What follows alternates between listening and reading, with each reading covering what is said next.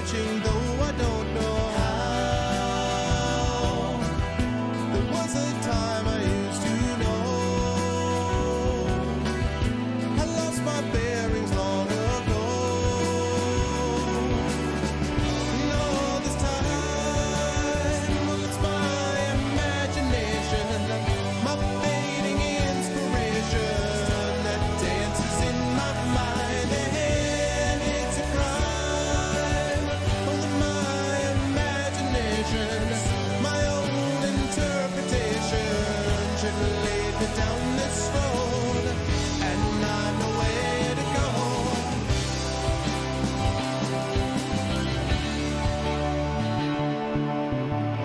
To find my travels as you can. Welcome, everybody. Welcome, Arvanauts, and welcome, of course, Speculate listeners, to episode 2 of Rebel Crown. This is a special Speculate channel event. I hope everyone is doing well and is looking forward to what is going to be an awesome session tonight, I think. And I hope that everyone in the Speculate family is doing well also and is looking forward to some more awesome sessions from us. I am co-host Arvin Elleron on Twitch and Gregory Wilson on Speculate, and I am looking forward to what's going to be a really fun session tonight, I think, as I said. But before we get there, just a couple of notes. First of all, for the Speculate listeners, this is a joint Speculate Twitch event, and so we may be making some references to Twitch channel related things that may not make sense in an audio context, but you will understand why, since we're also doing this live and in person on Friday, March 26, 2021 at 8:20 p.m. Eastern.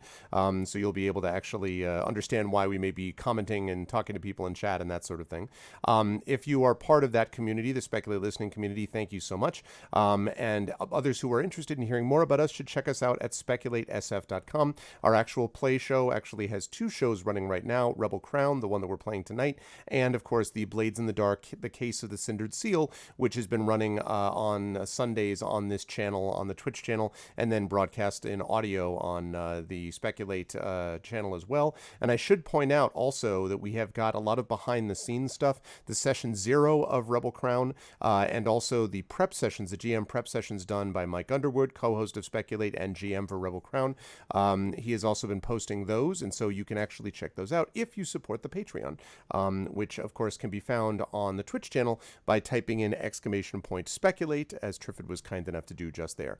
So that's the deal with the Speculate folks. Welcome, welcome.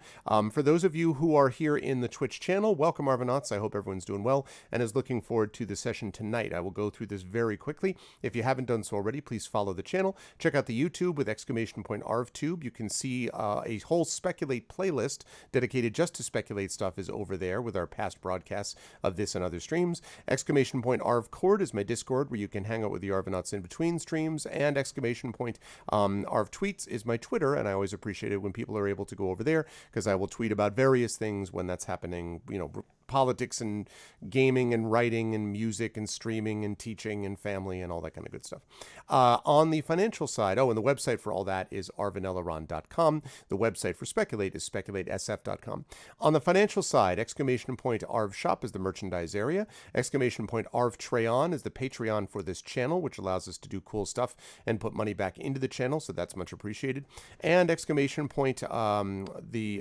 Treon. And then, of course, subbing to the channel allows you to get those custom sub badges and emotes and things like that. But the thing I especially want to point everyone to during the show today is the Patreon for Speculate, the Speculate Patreon. And again, if you type in !Speculate in Twitch chat, you'll see that it will lead you to patreon.com/speculate, where we're really trying to build that up. It'll make it possible for us to make these shows come out even faster. It means that we'll be able to do more special content and stuff like that. But to make that happen, we do need the support over on the Patreon. So I hope you will consider doing that and letting people know about what we bring to the table here, because we feel fairly proud about the different information and stuff that we bring, and we hope you folks will find it enjoyable and entertaining as always. Last, I want to mention about the publishing, Icarus, and for those of you who missed this announcement, I was very excited to find out that the Independent Book Publishers Association, their Benjamin Franklin Awards, which have been running for 33 years, just announced the finalists in the 2021 category, and my graphic novel Icarus is one of the 3 finalists in that category, which is very exciting. So that means, worst case scenario, it's a silver medalist. I will find out in May if it actually won and is a gold medalist, but either way, I'm very excited that it has reached that level, and so I am thankful to everyone who has read it and talked about it, and to the judges at IBPA for making this possible. I am humbled and honored, and it was really awesome news. Thank you, Prince Justin. Yeah, I was really excited about that. And so I will probably talk about it a lot because I'm super pumped up about it. But anyway, if you want to know about that book, exclamation point Icarus. Exclamation point, let's see, exclamation point library is Tales and Tomes from the Forbidden Library, my 5e adventure and sourcebook from Alligator Alley Entertainment, already available in digital, coming out in physical form as soon as we can get it out of customs. I feel like we could have something stuck in the boat in the Suez Canal and it would be getting here just as fast as whatever's been stuck in customs over here on coastal water, on the coast here of South Carolina or wherever the hell it is. But anyway, physical copies of that coming soon as they release it. An exclamation point Greyshade KS is the Greyshade Kickstarter, which is, again, going to be launching next month. A very big deal for me. A lot of cool stuff coming out as part of Greyshade. So I got a lot of stuff going on, which is cool. And I hope, thank you to all of you who have been a part of it. Last but certainly not least, exclamation point BLM, Black Lives Matter. There is a link there that you can click on for more information about supporting and affirming and asserting the significance of protecting Black lives. You can find details there, and exclamation point Help Now, which is the World Health Organization page on suicide prevention. With all of that said, quick note on schedule: Speculate tonight, Metroid Prime tomorrow. That's what we've got going on. But right now, what we have going on is the amazing crew of Rebel Crown. So I am going to cut in with deep apologies to anyone that I've interrupted because I couldn't hear them. And now I'm going to unmute them. And last, I'm going to bring you over to the intrepid crew, which has remembered absolutely 100% everything that happened last time. I want that to be clear. We remember all of it. We know all of it. And really, Kieran has already got the crown back. So really, this is just mop up. At this point, that's like, what really, I remember. Yeah, like that was how it went down. So Harvest has got an even bigger sword. Rowan is in charge of 5 thieves guilds. I'm in charge of 3 armies, which I drill endlessly for no reason. So we're all good. Mike is giving that is not at all what happened look, and I know that look very well from my own GM experience. Anyway, it's great to have all these lovely people here, and very good as always to hand things over to my friend Mike Underwood, who is going to take it from here. So Mike, take it away. Tell us what actually is happening in this game.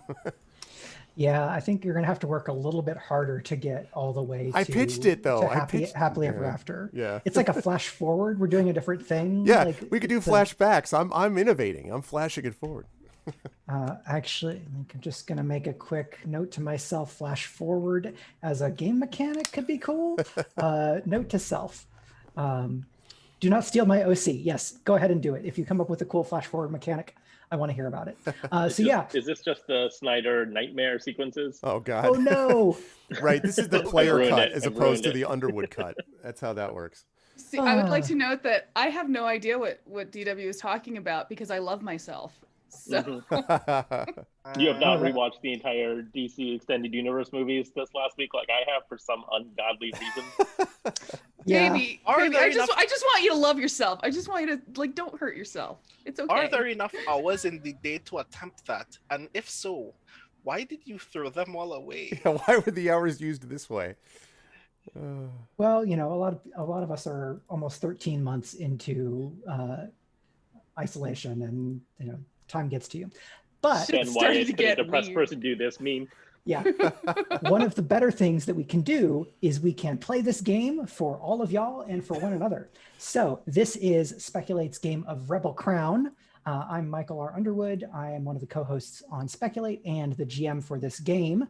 And I'm going to ask our players to quickly reintroduce themselves in case folks are not already aware of these lovely people who are the players. And then I'm going to go over a couple of things and we're going to get into it. So who feels ready to give an intro? I'll be nice this time. I will have to call on someone at some point. I mean, look, listen, I will quickly go because this way I can accidentally whoops and go, look, it's the book that is nominated is a finalist in the IPPA awards that I'm talking about.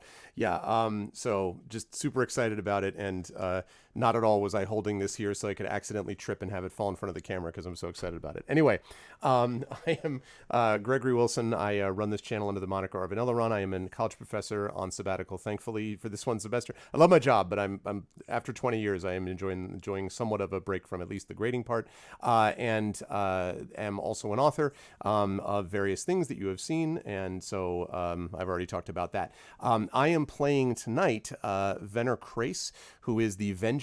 I am a military, I'm a general basically, who is the cousin of Kieran, who is the Splendour that has been wrongfully taken from their throne. And I am not only going to help them get back on their throne, but I'm going to get back at that bastard Madoc, who not only took my cousin off the throne, which was wrong, but also screwed over my awesome military plans, which was doubly wrong. And so I look forward to seeing them drown in their own blood. I mean, not at all. I'm disciplined, and that's not how it's all going to go down. But anyway, that's who I am. All right. Who wants to follow up the definitely level-headed intro for Venner? It's fine. I can go. I am playing Splendour Kieran Lelaire, who is the person who got kicked off the throne and who is definitely way more chill about it than Venner. What are you talking about?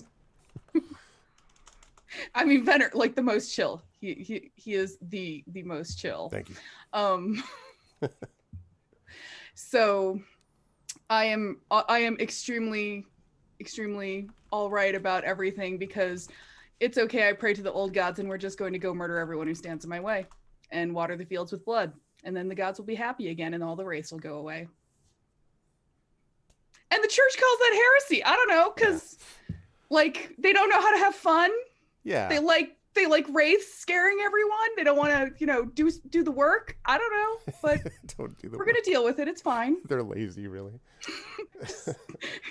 They just, they don't want to get their hands dirty. They just have a bad work ethic. That's really what it comes down to. Wait, what if we sacrificed Madoc? Anyway. Hey, that's what I'm talking about. Flash this forward to. Is this what the old gods tied to a stone altar? Mm-hmm. I can go. I'm DongWon Song. I'm playing Harvest Honeysuckle. Harvest was the royal executioner for the court and stayed on after Kieran was deposed. Before deciding that maybe some of the bad stuff was happening was a little too bad, and that one shouldn't just do what people tell you. And so Harvest left and rejoined Kieran, and is now, I guess, the primary muscle in some ways. Harvest carries a real big sword and likes to hit people with it. But, they also like to have a good time, so. All right, and Brandon. Hi, everybody. I am Brandon O'Brien.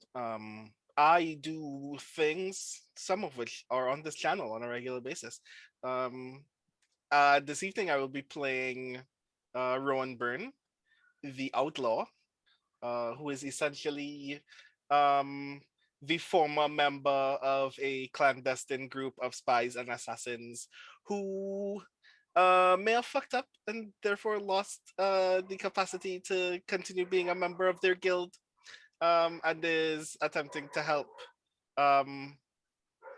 the Splendour, Kieran Lelaire, regain their rightful place on the throne, in part to make up for the grand mistake that I have made, so no one will have a reason to tear me to shreds, because I kind of deserved it, but I didn't know what was going on at the time, and now I need to clean up that mess before it gets worse. I mean, you murder the one guy once, and just everybody's just so head up about it and unreasonable. They told me to murder a guy, and then I murdered the guy, and then I learned that the guy didn't deserve to be murdered, and suddenly it was my fault. Yeah. I didn't tell me to murder the guy. This is why rule followers don't get ahead, That guy was not great on his own, but he was not the big problem, alas. So yeah, this is our game of Rebel Crown, which is titled Splendor and Shadow. that I came up with between last session and this one. So it's always been this. I'm doing a flashback to me saying the title of the show before we went live. For the first episode. It was always there. It's just layered in. It's in Take the, a breath, Mike. How much stress does the GM have in order to perform flashbacks? I just dip into the pool of consequences that I went light on, and spend out of that. Mike has not told you the devil's bargain that he has a hell of a devil's bargain on his way. Like, it just. So Hey, yeah, Mrs. Tunsil. Rebel Crown is a Forged in the Dark game created by Michael Dunn O'Connor and Narrative Dynamics. So we're thankful to Michael and the whole team that made the game. It's been very fun so far. You can check that out at narrativedynamics.itch.io. There may be a dash in there. I'm going to check really quick. Nope. And we're going to be using a couple of safety tools. So we're going to use lines and veils with a ask first flag as well. And we're going to use script change by Bo Yeager Sheldon. So just kind of modify versions of those, smush them together. So if you hear us saying something like, let's pause here, or we need to rewind, or can we skip forward, kind of we're using filmic cinematic film editing language as one of the tools for making sure that everyone feels safe and is having a good time at the table. If we get to some material that you as the viewer or listener are not comfortable with, it's totally fine to pause, get up, come back later. We are happy to have you as we can, but take care of yourself. And we're happy to see everybody in chat. And if you're watching this later, thanks for joining us.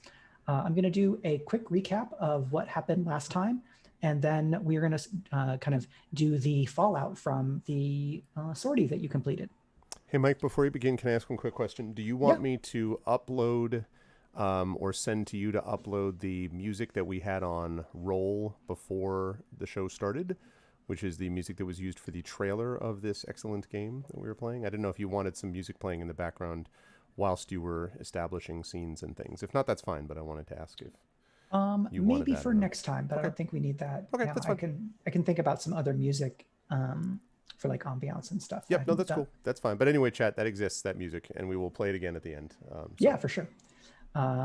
So yeah, in the last session, which was our first session, we established kind of the first few days of Splendour Kieran's return with their retinue, and how Fergus, an innkeeper, had set the group up with like a cabin a bit out of the city. We saw that Harvest was going into the town and kind of carousing and gathering some information, and that Rowan was there sometimes as well. And then the group assembled to discuss what their first move was going to be. They went and visited Drostan's Raiders, who are kind of a bandit crew in the countryside in the Sedgelands, which is the region of the kingdom that we're in. The kingdom's name is Crovan. And we learned that Drostan and Venner actually go way back and have a kind of a friendly relationship. And that opened the door for Kieran and the group to kind of discuss with Drostan how they might kind of pursue shared purposes. And members of the retinue talked with a few different people in Drostan's Raiders, including Brother Fior, who is like a brother of the Church of the God of Paths, who is like, that's the state religion of this fake god, which Karen believes some heresy about. Yep. We also met Isbale, who is like an experienced kind of flashy, a member of Drostan's Raiders, and Keeley, who, like Rowan, is a friend of Roz, the witch, who's one of the Finag witches who are to the northeast elsewhere in the kingdom. They learned some stuff about the Gear family over in Whitebeam, who are a part of the overall Gear family, where Fiona Gear has now married Maddock and is the kind of the co-crown, the co-Splendour. Brianna Gear, her sister, is the head of the lesser house Gear, but since Fiona is married into Lolaire, that house Gear has one heir, Aiden Gear, who we learned was kind of idealistic and hot-headed and had lots of fights with their mother. And that created the opportunity for our group to stage an ambush when Aiden had gone out with an honor guard of just 2 soldiers. They set up a ambush point, which the group kind of made it possible so that Harvest, already intimidating, was even better at drawing a bunch of attention.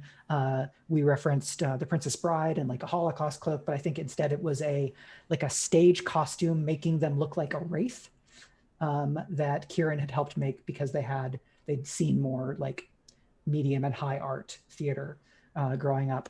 So with Venner's assistance as a distraction, Harvest did some cool anime bullshit and knocked one of the guards into another guard and both of them off the horse. One of the guards was killed instantly. The other was intimidated into silence and unconsciousness, like, aggressive negotiations style by Venner.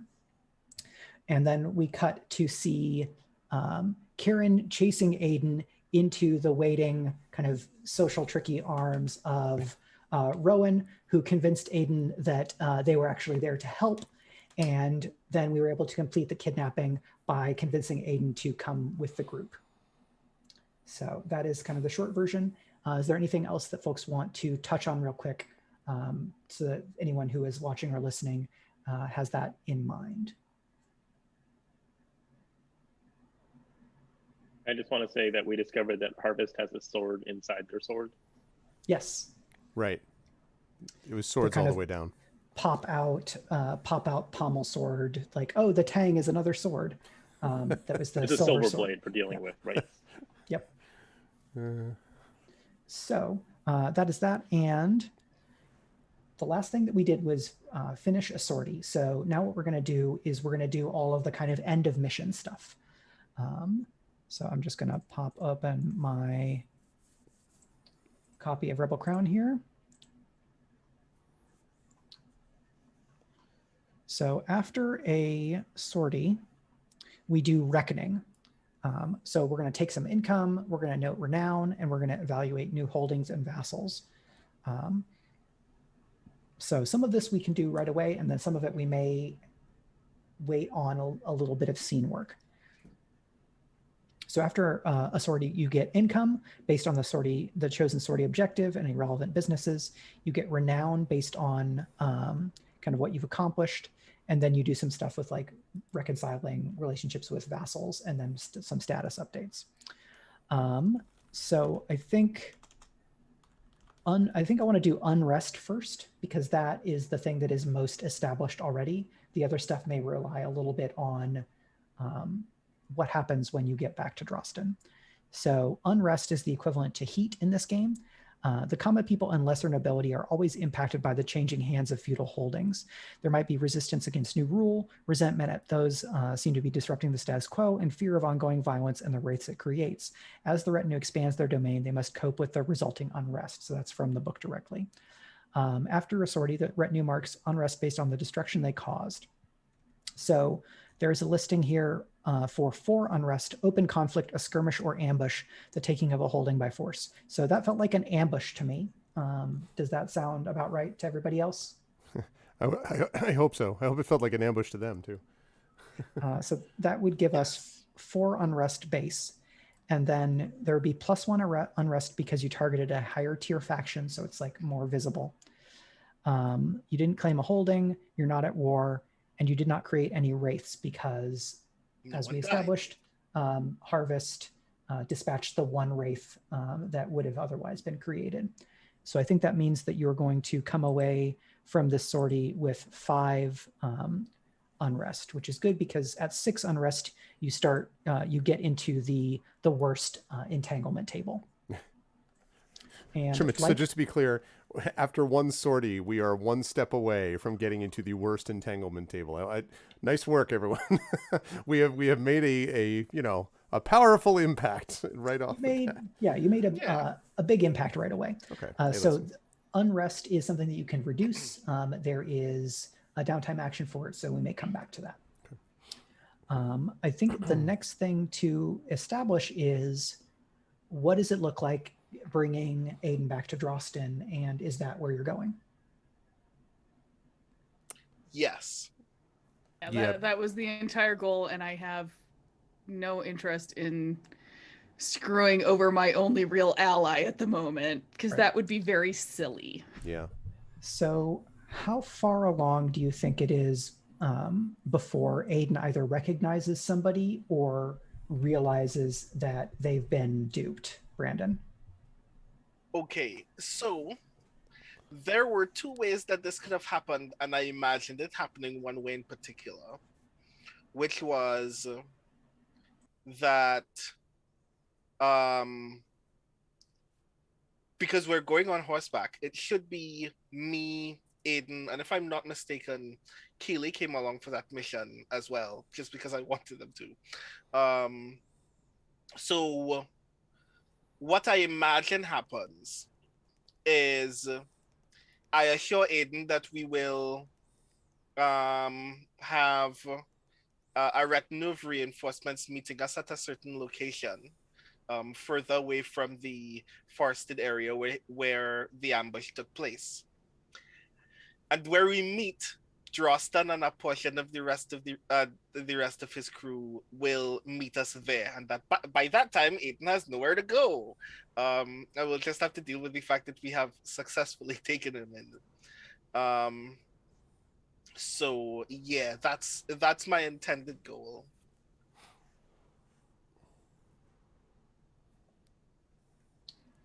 Okay. I think the thing that I just want to establish is that because Aiden is kind of short-tempered, that they're likely to make a fuss when they discover that they've been tricked. And then I want to get a sense of how y'all are handling them on the way back to Drosten's. Oh, I feel like Rowan is the kind of person to just let people be upset. To just like stoically continue traveling with them and just let them run their mouth for the rest of the evening. Okay. Are they Make a roll for this, but I'm also kind of envisioning Harvest showing up at the meeting site still in Yeah. the Wraith gear Mhm. and just being like, "Oh, hey, what's up?" Yeah, But I was sort of kind in of a intimidate kind of way, you know, like that might help subdue Aiden a little bit. well. What I was thinking is probably we're all gonna meet up there, or once we'll all come up together as Aiden's being taken back, and Harvest could be the bad cop, and I'm happy to be the good cop. Yeah, works for me. I'm happy to be the silent cop. Like I'd even compliment them on their riding ability. I was very impressed. I had a difficult time keeping up. So I'm guessing, Brandon, that Aiden would not have been wouldn't have their hands bound or anything when you get to this meeting point. Not by me. Perhaps Drosten did something, but I just let Aiden just ride freely with me until they discovered that the jig was up. Yeah, Although, I think the meeting place would probably need to be closer to Whitebeam than to Drosten's, because you went all the way into another province. Mm-hmm. So unless you want to have gone independently all the way back, the meeting place is probably like you're probably meeting the rest of the retinue before you can meet Drosten. Does that make sense? Mm-hmm. I do want to note that probably Venner is going to be watching closely, riding some distance behind, to make sure that Aiden doesn't decide to do more than just run their mouth, but actually like take off, given the aforementioned riding situation. Not that they would get far, but that's the last thing we need is, protect your prince, and then runs into some farmhouse, and then we have to, then Harvest has to wipe out a farm. I mean, there's just no need for any of that. I mean, I think I will be trying to convey strongly to Aiden that this is just a very noble thing, a very normal thing for the nobility to undergo. This just happens all the time. You wouldn't want to embarrass yourself by having hysterics, would you? No one does that. I think when they identify Harvest, they kind of stand and pull a small knife. They did not pose much of a danger to you because you have numbers and you have a much larger weapon, but you can see the anger in their eyes, and they turn to Rowan, and say, "You fiend, criminal, scoundrel! I should have known not to trust one of the Sluach." But you didn't. I go by and I like as I ride by Rowan, I'm like, "They've got you pegged already, Rowan," and just keep on with my. Well, if I Rowan find that keeps very amusing. tromping about with their Sluach cloak or that cloak on other people, folks are going to take notice, right? Yeah, no. That's certainly going to be a thing. I think there will just be a gentle hand that reaches out to be kind of like, please put the knife down. We're all civilized people here. So it is to be ransom then? Yes, we're civilized people. Very well, I'm happy to begin negotiations on behalf of House Gear. We may draw them up and you may send a letter back home to my mother. We're going to wait a little bit longer until we've met up with the rest of our party. But we appreciate your cooperation, and it means a great deal to us. I think this is not what they learned to do. When there's ransom, a noble talks to a noble. And I think, so this is another stage of frustration. And this, she is in fact not in charge of terms, even though because Kieran is deposed, they should be the highest ranking noble here. It's just like, so your there's ransom, definitely some sulking. It's just like, your ransom letter is very important to us. Please wait. And we look like it's just like, Yeah. So I think they stomp about and then stomp off into the forest. We're not letting them go off into the forest by themselves. Yeah, that's fine. No. I think just you can bring them back in. They're not in a position to be able to escape. So I think she just needs to blow off some steam, which she's happy to do, trying to take pieces out of somebody, or they'll just work it out of themselves over the course of an evening. I am going to let Drosten and the bandits know to take it easy. Under no circumstances is, yes, Aiden may say things that will frustrate some of Drosten's people. Too bad. Don't let Aiden leave, but one hand is laid on Aiden and you're going to answer to me, because no, that cannot happen.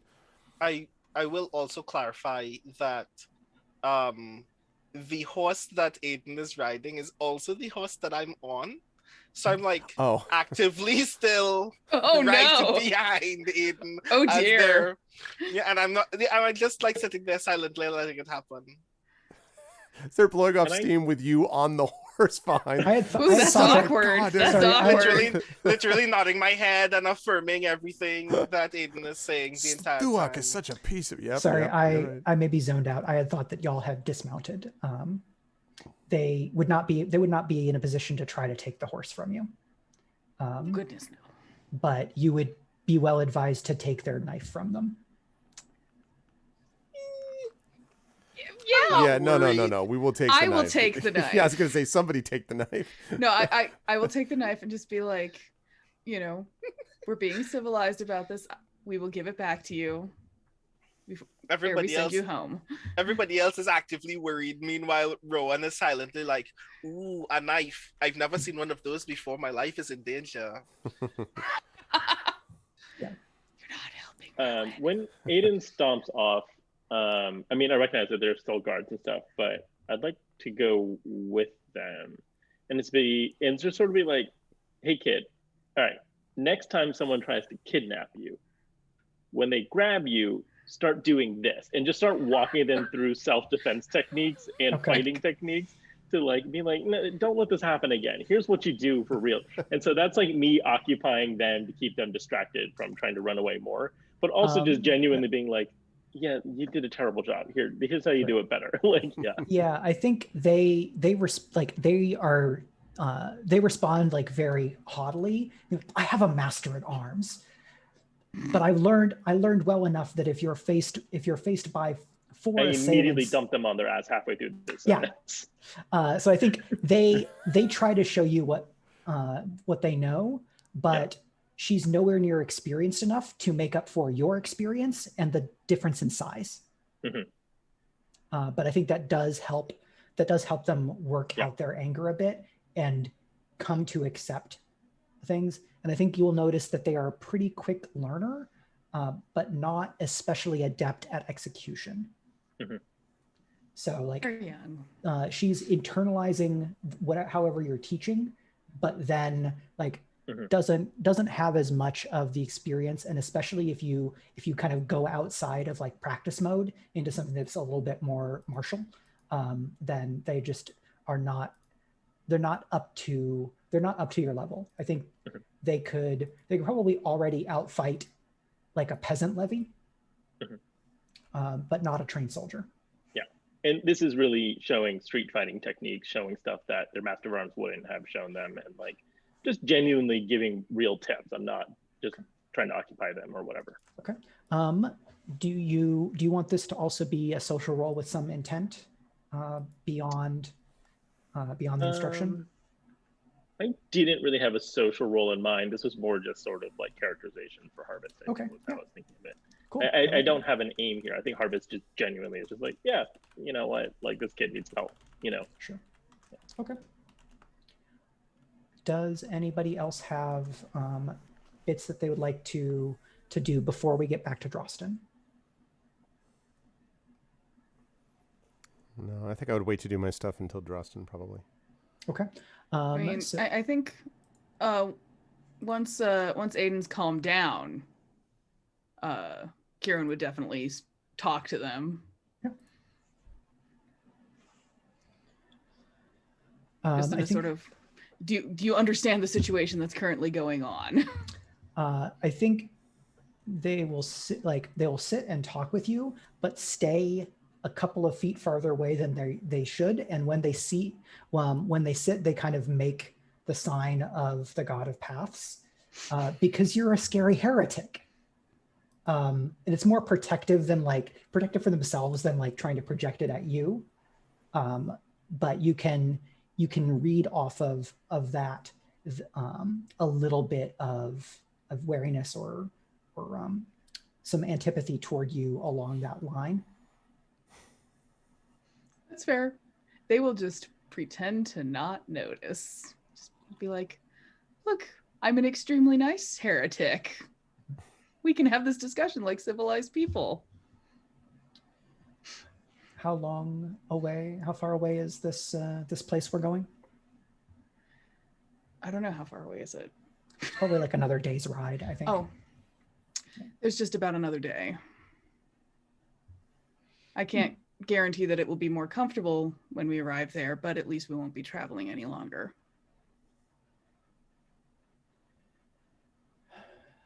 Very well. Do you have anything to read? I think I do, actually. Let's see.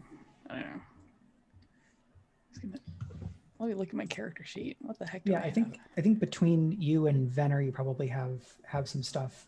Other folks may have reading materials of their own.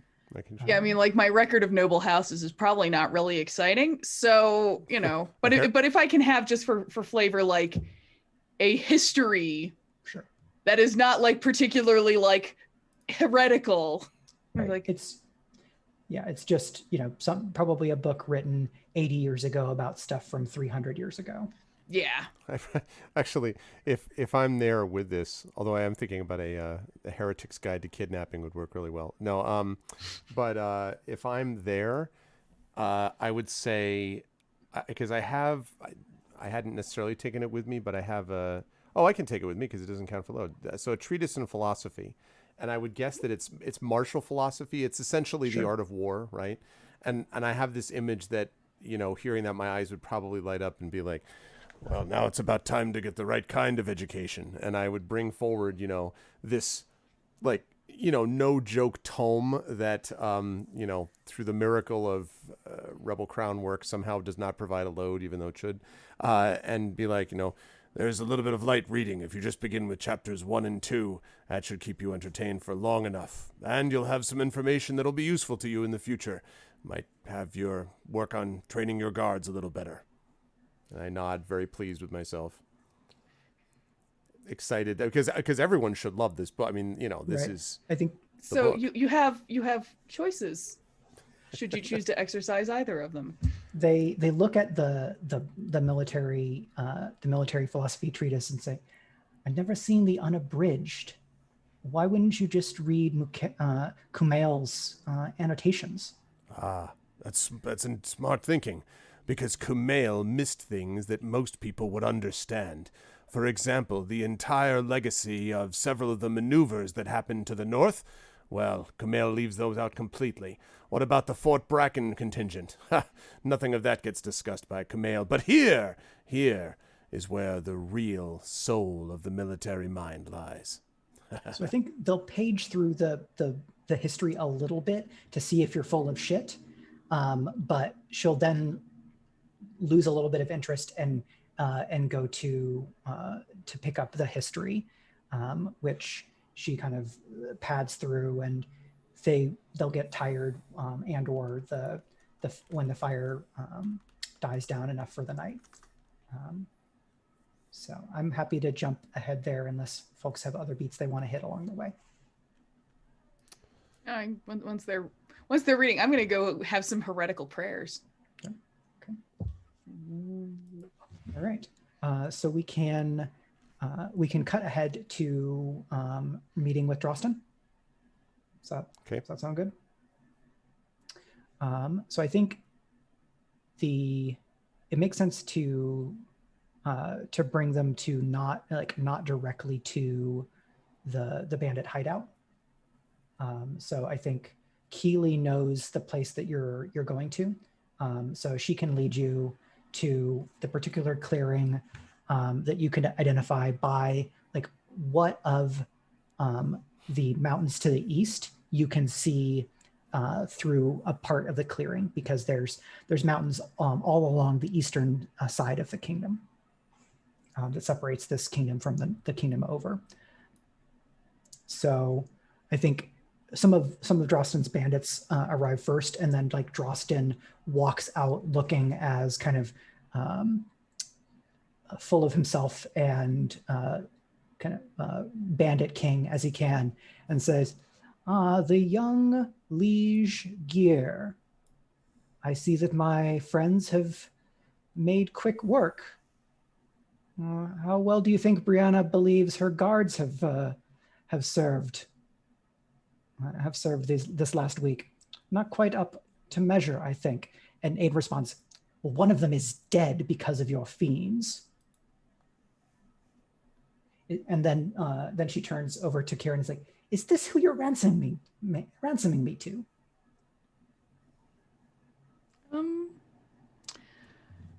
No, this is who we're working with. We will discuss ransoming you back to your mother in exchange for what is needful. Very well then, Drosten. If I'm to negotiate, I will negotiate with you. Is that how this goes?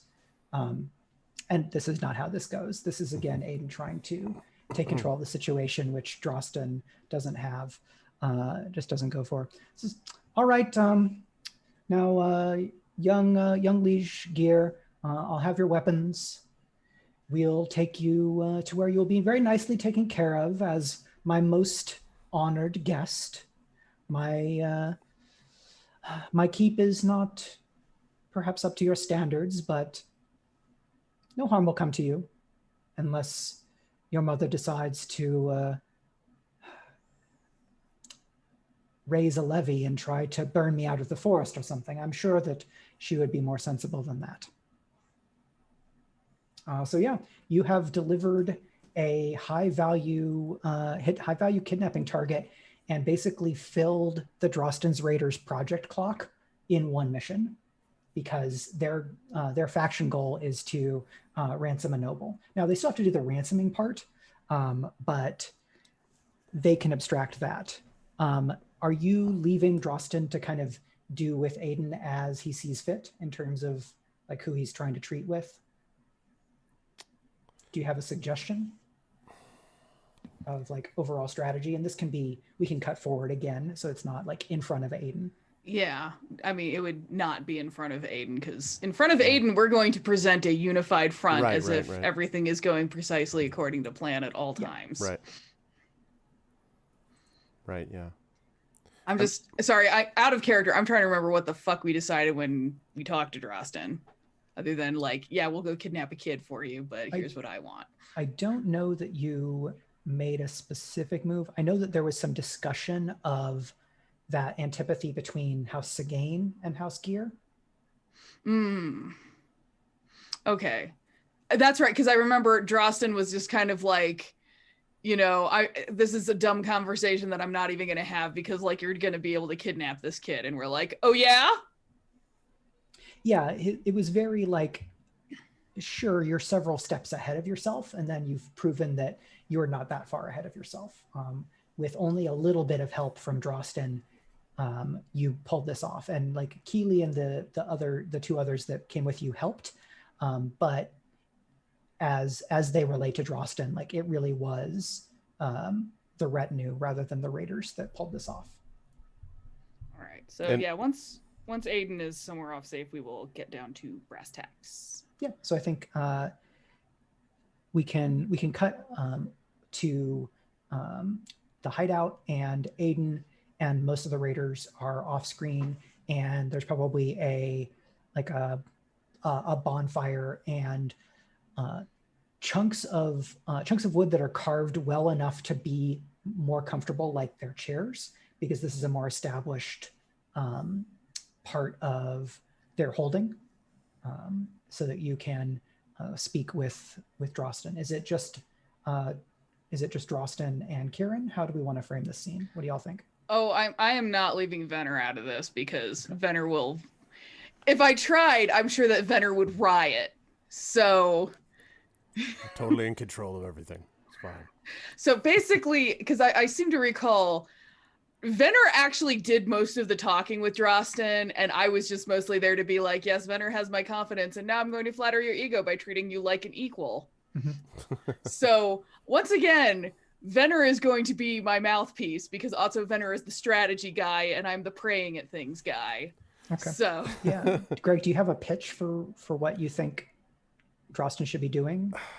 Yeah, well, so just one quick thing is that I would, despite you know, that all sounds good to me, I would probably, you know, Venner is actually not a navel gazing, like arrogant, like that. So Venner would probably double check and make sure Kieran was actually cool with that. Because Venner would also want to like listen to protocol. So Venner would not want to jump the gun. However, assuming that that's, you know, that Kieran is cool with that, then yeah, I mean, the thing. So, and I'm trying to remember, we're all trying to remember. I'm trying to remember what we were, I mean, we were trying to get. So we were trying to get, to kind of like get Drosten to come into a more friendly alignment with Skane, so then we could use both of them against Gear. That's the ultimate goal, right? Because fuck Gear is basically the conclusion, because they're like related to my shitty uncle. And as a reminder, there are 3 holdings in the Sedgelands, and to rule the Sedgelands mechanically, you need to control 2 or more of those holdings. So if Drosten was a vassal and you held Bellheather, you would have 2 of the 3 holdings. Bellheather is the seat of House Sagane, so they control it. And then the 3rd holding is the Southern Markets, which is ruled kind of informally by a senior merchant. So you would need to control 2 out of the 3 of those to control the province. And once you control the province, you get some bigger benefits, including a levy. Yeah, which I think is like, if we get Drosten to be a vassal, then the next step is to try to gather in Sagane. Right. And then that gives us control, because money is gross and I don't deal with merchants or, something. Yeah, no, Bellheather makes sense. The merchant stuff is going to be, that's going to add wild cards we don't need, I think. So I think at this point, you have satisfied the conditions for gain status with Drosten's Raiders. Okay. If you want to push to vassalize, that's probably going to require a little bit more work and maybe a roll. But I think it's within the realm of possibility. And then, make whatever pitch you like in terms of what you think Drosten should be doing at this point. Okay, so basically, I think I've got two goals in the scene. I want to be able to get. I want to be able to. I do want to be able to get Drosten all the way. I'd like to get.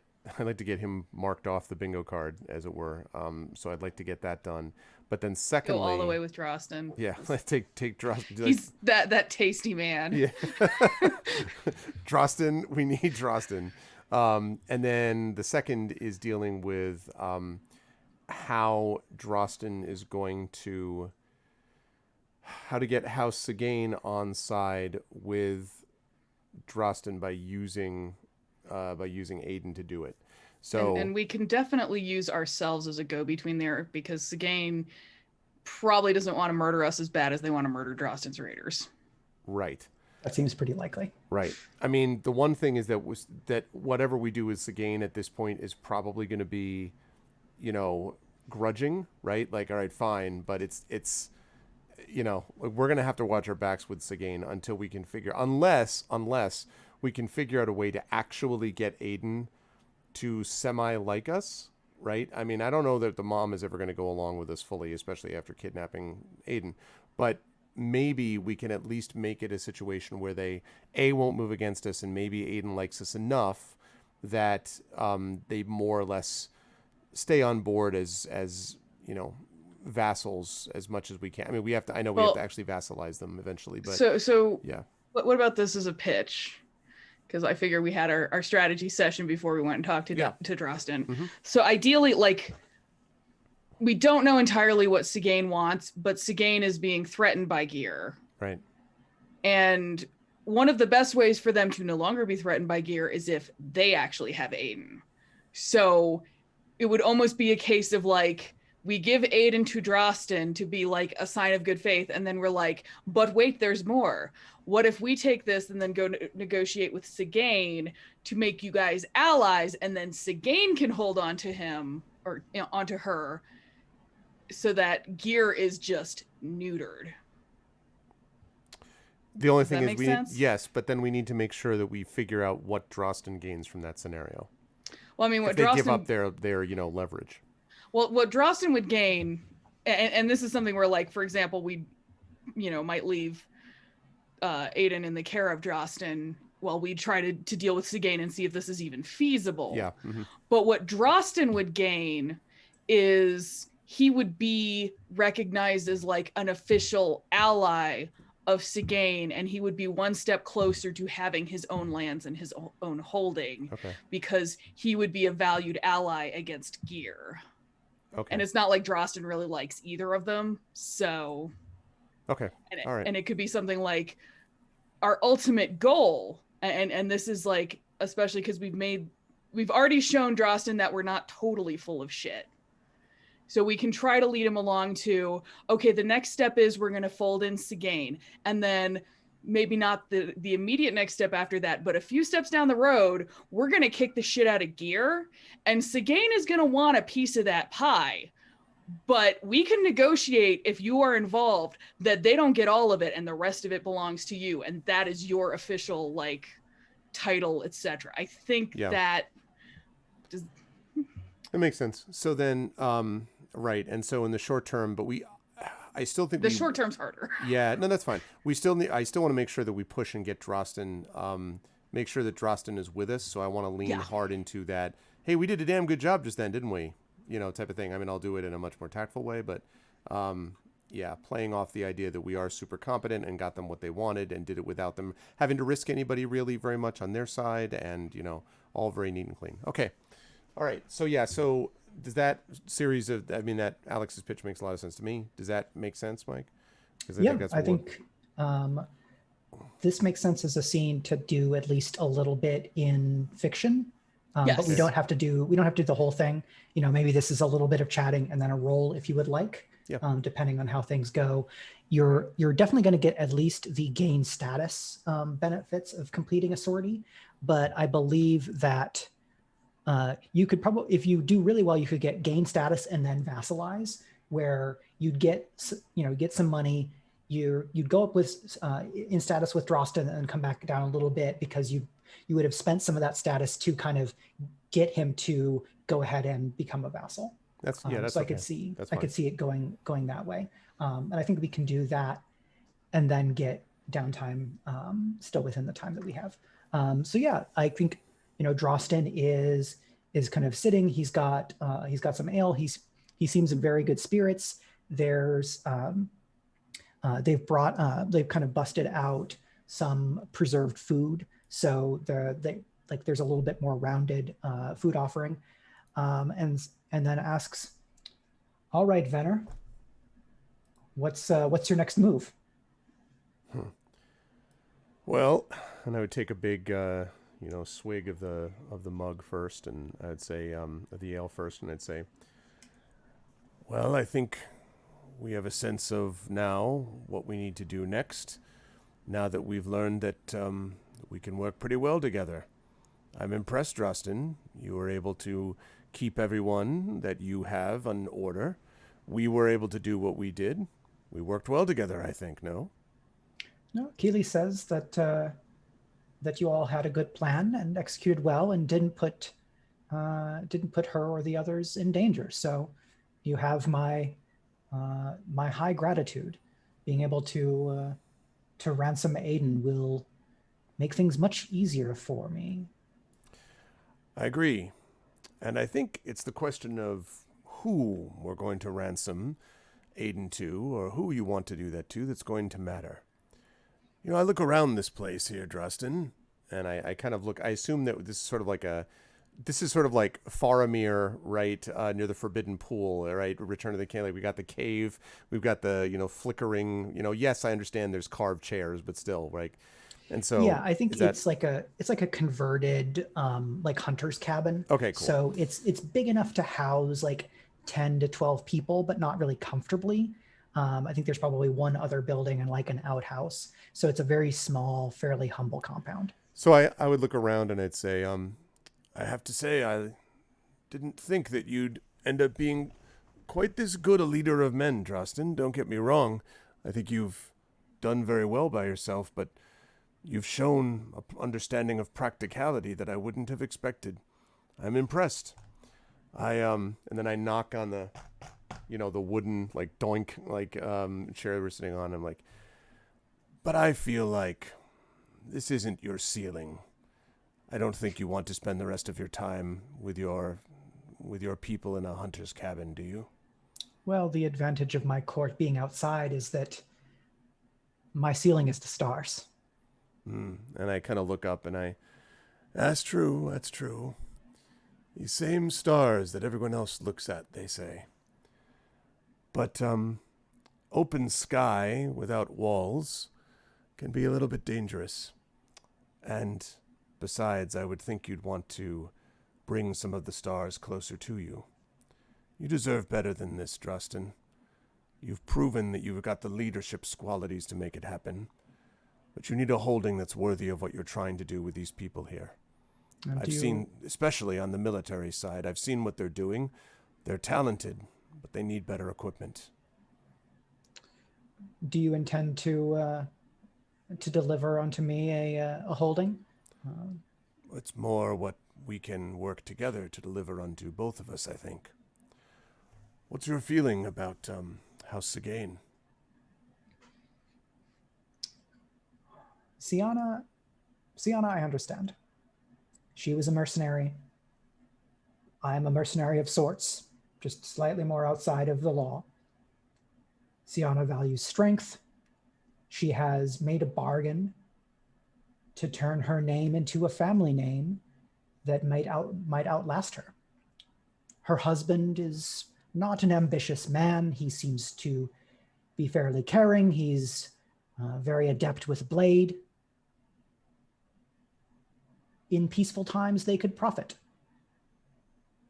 I'm imagining we're going to return to not peaceful times if you're able to continue to do what you've done. I don't believe that Sienna would be interested in sitting down to treat terms with me, but I'm guessing that you have a plan for that. I might. In my opinion, and the Splendour agrees, and I kind of look over and we have now a valuable asset for you. an asset that could allow House Sagane to see reason. Because the one thing I think that you could agree with Sienna about is that both of you have major problems with House Gear. Fair to say? So sell the heir to the mercenary lady instead of back to mother. I think that Mother would probably simply take the little duckling back under their wing. What I would like is to see what we can do to let the duck be on its own for a little bit. Yes, sell it, but a better way to put it would be to lease it, if you will. Work collectively for a change with someone else, and give your bandits a chance to not be constantly looking over their shoulders. Imagine what it would be like if you could ally with someone else against the biggest problem in the room, and you know that's House Gear. If they had their chance, they would raise this forest to the ground. If I am at peace with Sagane, who am I robbing? Where am I getting my money? How am I feeding my people? So at this point, I think that I'm guessing that there is a map, very much like the map that we see on screen chat. Yeah, sure. And I'm guessing there's a map up on the wall. And so I stand up and I take a dagger and I walk over to the map and I say, now I wonder, who exactly is available? Well, not here. And I sort of point to where Drosten has clearly marked out Drosten's own holdings. Clearly not here, that's you. I don't think you want to start robbing House Sagane, not if you don't want to be fighting very much at your own doorstep. But oh my, and I kind of trace the knife down to the southern markets. I see some fat creatures ripe for the eating. I don't know how you feel about this, and I stick the dagger, sting, right in the spot where the southern markets are. But I don't trust the sell-thief merchants of the southern markets farther than I can throw them, and neither do you. If you have a chance to rob someone, accept with the benefit of a house backing you up. Your profit increases, and they don't have any chance to respond because your power is too great. You're allied with someone else. You get robbery and, how did you put it, the stars. If Sagane stands by and lets me rob caravans coming and going from the southern markets, we would eat well. It would do for now. And For now. So yeah, when Kieran says that, I kind of look and kind of nod at Kieran as if to almost like, may I, shall I say the next part of our awesome plan, type of thing at Kieran. This is clearly a setup. And Kieran's just kind of like, yeah, because my plan is to then turn around and be like, well, Splendour wanted to make sure first that you were the type of person that we could trust for this kind of political alliance. But I think, and the Splendour seems to agree, that you've passed those tests, Drosten. I think your ambition is greater than the ceiling that keeps you from your stars. I think you see the path before you. Right now, it's simply a matter of stealing from the southern markets. Down the line, other things could perhaps happen. As the holdings increase, profit increases for everyone. And, as you pointed out, there is about to be a period of unquiet. That's a time during which you seem to flourish. So long as you don't take that money out of the hides of people that we're allied with, you could be very useful for the war effort, and very useful to filling your people's stomachs and their pockets. I think, working together, we have something positive here, and as you said, Kiara is nothing if not practical. You'll be able to speak her language, and we will be able to do some of the negotiation ourselves with House Sagane.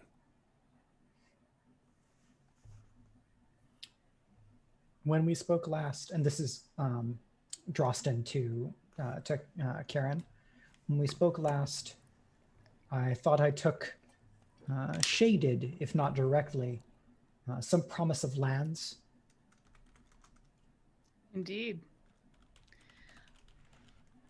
How do you feel about House Gear's lands? I think I could do well with the Primrose Estates. Walk through the orchards. Teach the archers of Avens a couple of things. You seem to me like a man who understands how to plan far ahead and not just look to what is tomorrow. Now, if it is an alliance that allows us to take Housegear's lands, I cannot necessarily promise you the whole of the thing, but you will have your part that is proportional to what you have given, and you will be recognized with a name that will last.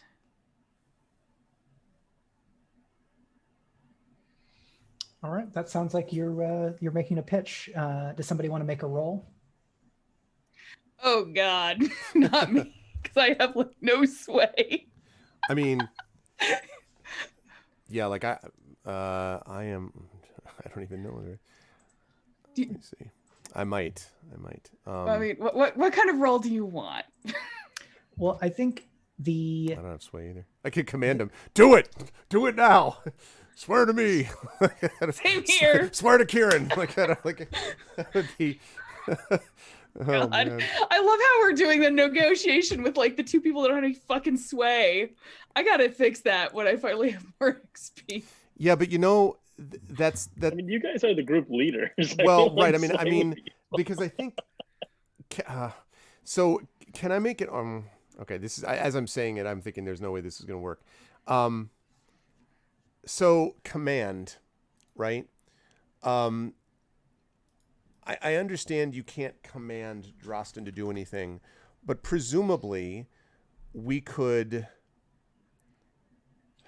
compel swift obedience. I guess trying to present a front of like Kieran being like, this is how it's going to go down, because I can imagine at that point, the image I have in my head is of me leaning back against the wall next to the map, where preferably the dagger that I just stuck into the merchant's thing is still slightly waving back and forth from having been stuck in there, and just sort of looking with my arms folded as if to be like, you know how this goes, like, come on, like this is how this goes down. So that's what I'm imagining, but I know that's not exactly what command is. But... I think...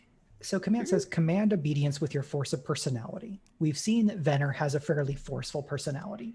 So I would say that if you tried to use command here, you would have limited effect, but that consort or sway would probably have a standard effect. So the question is, so with consort, maybe the other person can assist. I could certainly come up with a devil's bargain. I think if you do this with I'm sure you could.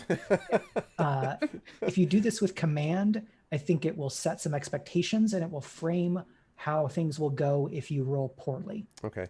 So that's probably not a bad idea. Yeah, no, it's probably not a good idea. So yes, I would agree that consort. I'll take a stress to assist. I mean, what the hell? Like, I mean, I'm just going to have a lot of stress I've got to burn. Well, like if you have 6 stress, then you can't overindulge when you seek solace. That's great.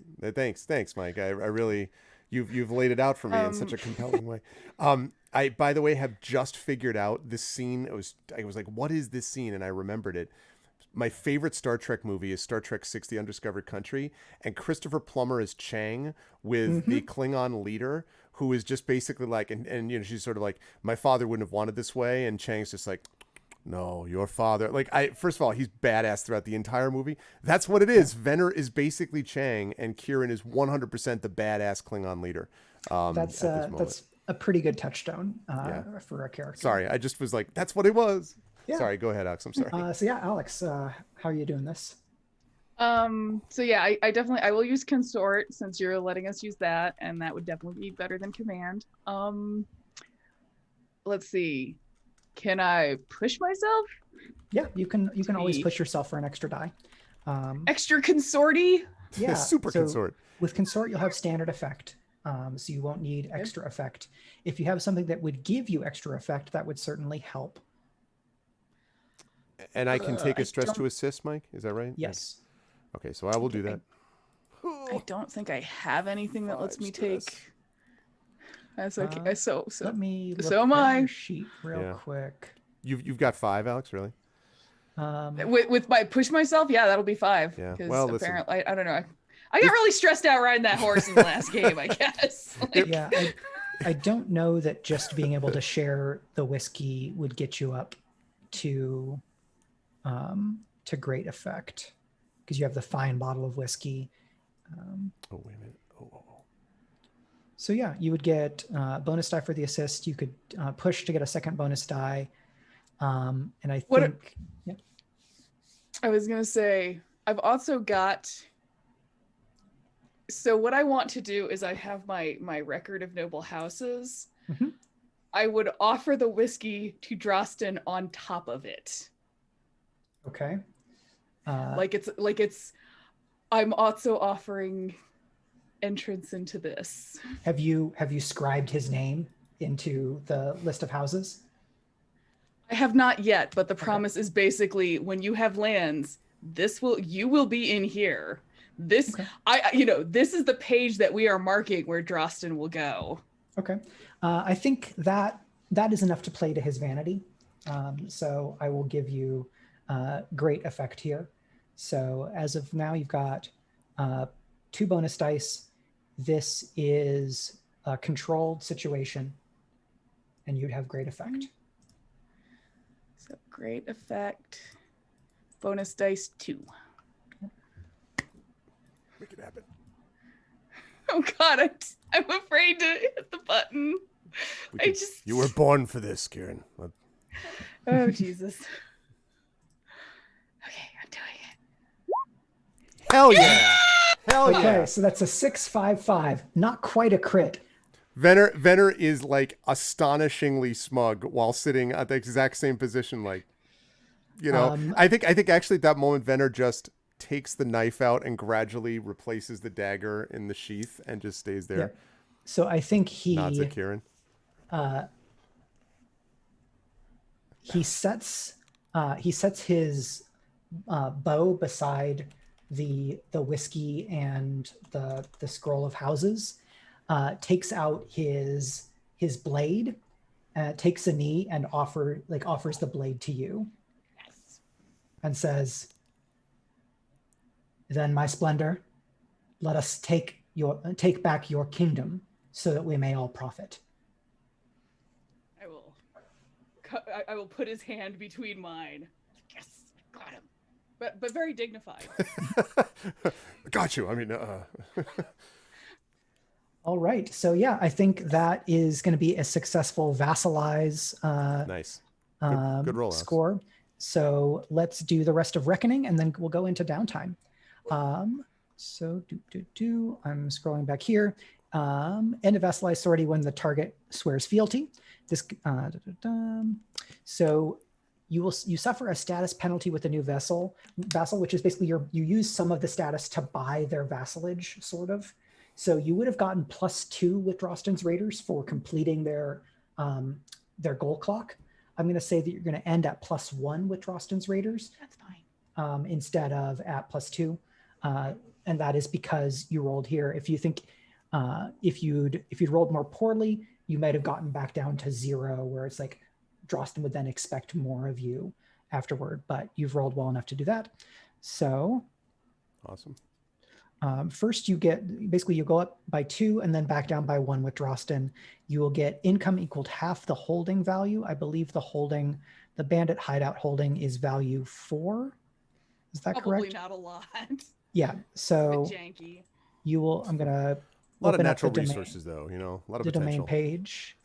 So you're going to get 2 coin, which is that pretty quickly you're able to get some of the money that Drosten's bandits are able to tap in terms of like, okay, well, we secured this and like some other sorties and things. So I'm going to put 2 coin on the domain, and then we can do renown.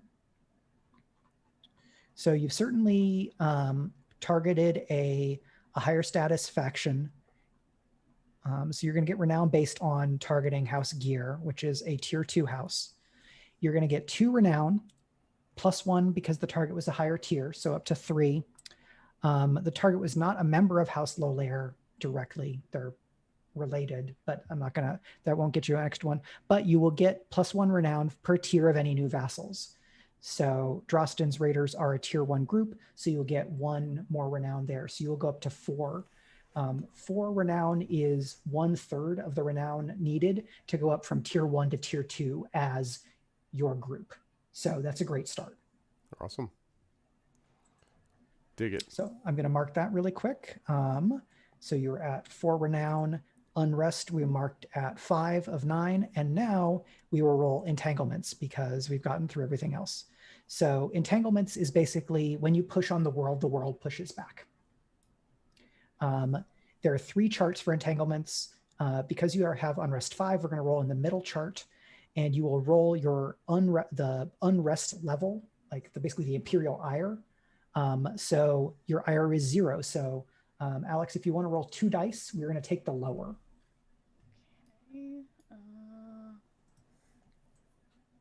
Okay. How do I just randomly roll dice? You can just do /roll 2d6 in the chat if you want, or do a fortune roll with 2 dice. There's a sidebar too that you might see that has like a little 20-sided image there too. That you open and it'll give you like D6 and D8 or D6 rather. I see. Okay. All right, so that's a 4 and a 6, but you take the lower, so it's a 4. What a time to roll high, right? Yeah. So this one says Imperial Guards block trade in and out of your domain. Trade goods provide no bonus until the guards are dealt with. I think instead of Imperial Guards, I think this is what this represents is that House Sagane puts a bunch of people onto the roads because they heard that somebody kidnapped a noble. And so that's not going to create a mechanical effect for you because you don't have trade goods yet. Trade goods is a thing you can earn from a holding. But fictionally, I think what we get is as we go into the montage for downtime, because downtime was basically going to cover a couple of weeks because this is a slower paced game. You can basically do 2 sorties in a season. So you would do a sortie, then there's several weeks break, then you do another sortie, then there's several weeks break. And over the course of 2 sorties and 2 downtimes, 2 or 3 months have passed. Okay, we're going to be dealing with House Sagane next anyway, so that's fine. Yeah. So I think we get a montage of Sagane troops on the roads, Sagane troops at crossroads. We see that Drosten is having to kind of move around them because those negotiations haven't executed yet. So there is more tension in the towns. I think Harvest, when you go in for drinking, people are talking about checkpoints on the roads and things like that. So that's a relatively light entanglement because, but I think what I should do is I'm going to mark a -1 status with the merchants of the southern markets. Fair.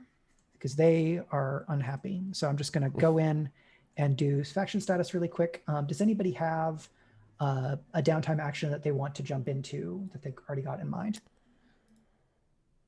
I basically want to do a little, just do a bit of wraith hunting, just to see if there's any wraiths around that need to be sent on, because that's my real interest anyway. I just know. Oh, go ahead. But I just know that I would like very much to seek solace. Well, same though. Yeah. We're all feeling a little stressed out. Yeah. Yeah, we've been through a lot. Okay. So what that puts us at, you have +1 with Drosten's Raiders, who are vassals. You have -1 with the Southern Markets, and you have -2 with House Gear, or will as soon as they find out that it was you. Which they will find out. Okay. Well, I'm sure they're going to like us even less before this is done. Yep. Well, shoot. So yeah, what action would you like the wraith hunting to take? Is that seeking solace through works? Is it reducing unrest? For me, that's going to be Oh, because I feel like it's one of those things where it kind of does both. Because for me, that's my jam, where I'm like, I'm going to pray at things and make wraiths go away and do, small sacrifices to the gods of the fields, and also hopefully just make everybody's lives better because I can take care of some of the wraiths. Okay. Something I want to make sure to highlight is that Kieran has the ambitious special ability, which means that you have 2 ticks to distribute among any long-term project clocks that include forging alliances or developing your domain. Those don't have to be your clocks, so other people could take actions that you then give ticks to.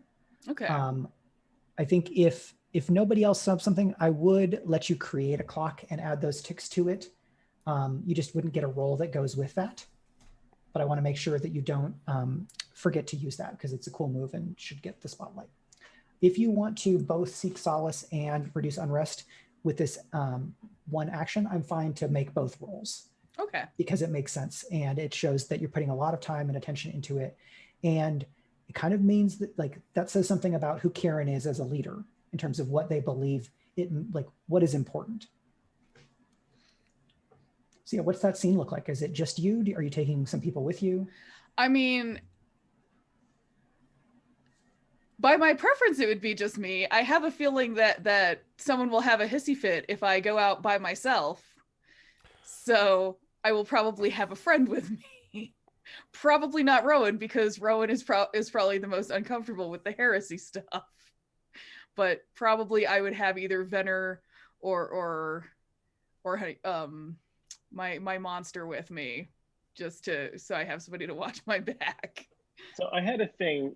So I was thinking for my downtime action, and we might want to keep these things very separate, or we might want to do them together. I think both would be interesting, which is one of my downtime actions, I wanted Harvest to quell unrest, and specifically do that by going around and executing people who need to be executed. Okay. I mean, by quelling them directly, right? You quell unrest by just quelling the people. As long as I'm they're quelling unrest by being, you've been quelled. Complicated. As long as they're bad people. I actually No. I'd be executing the criminals, right? People who are sentenced to die, I would go and perform executioner duties. I'm not out there judging people and attacking people in the streets, right? Okay. I mean, actually, I feel like that could be a really good buddy adventure for Harvest also and Kieran. Because the thing is, yeah.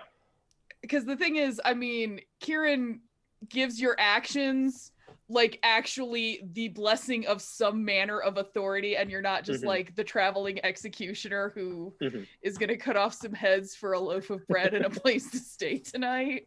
Yeah, because I think it makes sense that we're sort of bringing law and order to the domain, right?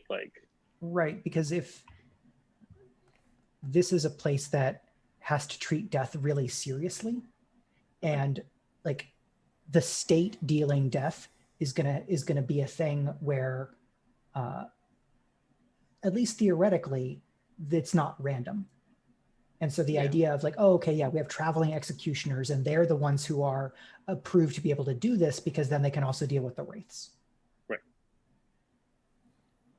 Yeah. Is that kind of what you were imagining, DongWon? Yes. Okay. And I just also want to put a flag on a thing where I think this is where Harvest is a very complicated character and a very morally gray character, right? I don't think this is a good thing that they do. I think this is a thing of exercising the power and the will of the state in a way that is a thing that Harvest has been willing to do their entire life to complicated consequence, right? And this is them falling back into those patterns and that behavior. Right, because it says something about what Harvest believes will make things better for Kieran. Yes. Yeah, I'm happy to do those in either order.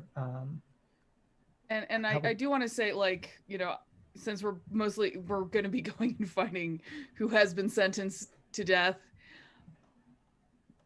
if there is someone that Kieran feels specifically, should not have been sentenced, say, I don't know, for something like heresy, they're going to be like, no, this person gets let go. Be free. Yeah, and Harvest will back you on any of those calls. They look to you every single time to say, is this person sentenced to die?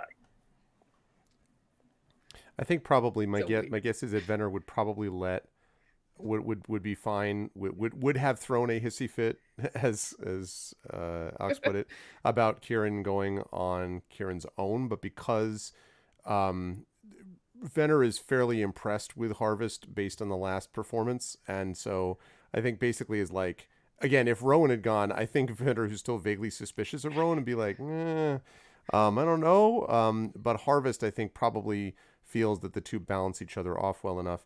In particular, because Venner needs to go do some stuff, which we'll talk about when we get to them. So yes, that's fine. I mean, in the sense that like I'm not going to raise a fuss. Not Kieran could ignore me anyway, but I'm like fine as long as it's Harvest Yeah. that's doing it.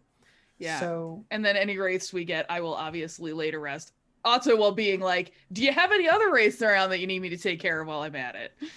yeah, so I think do we want the kind of the base of the retinue? Is that closer to Bell Heather, which is where Sagane's kind of power base is, or is it closer to the markets? I would think probably closer to Bell Heather. Yeah. Okay, I'm just checking kind of where are we operating.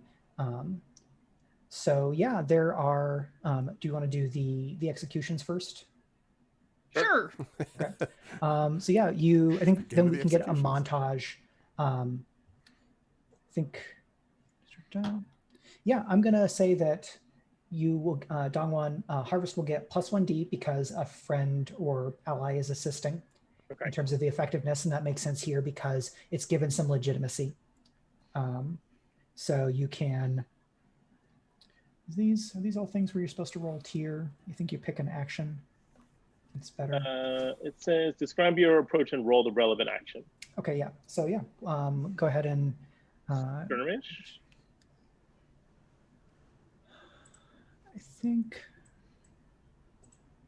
I think skirmish is fine. Finesse maybe makes more sense.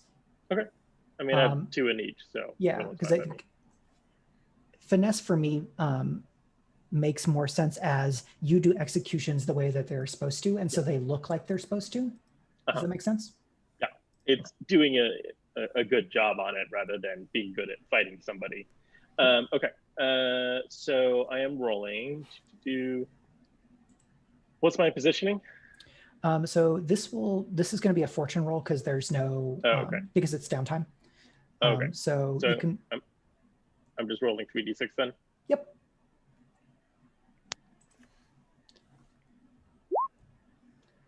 All right, so that's a 1, a 5, and a 4.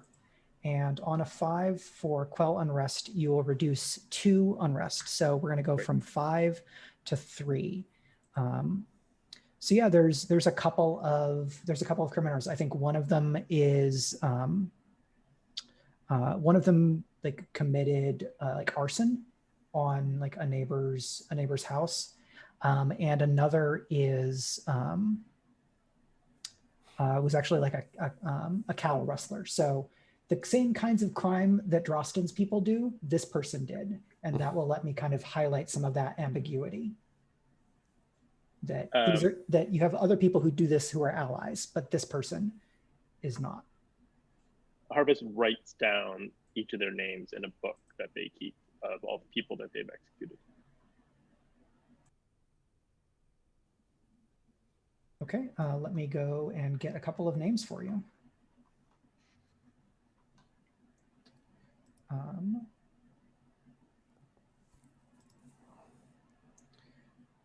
So that's going to be Arter is the arsonist.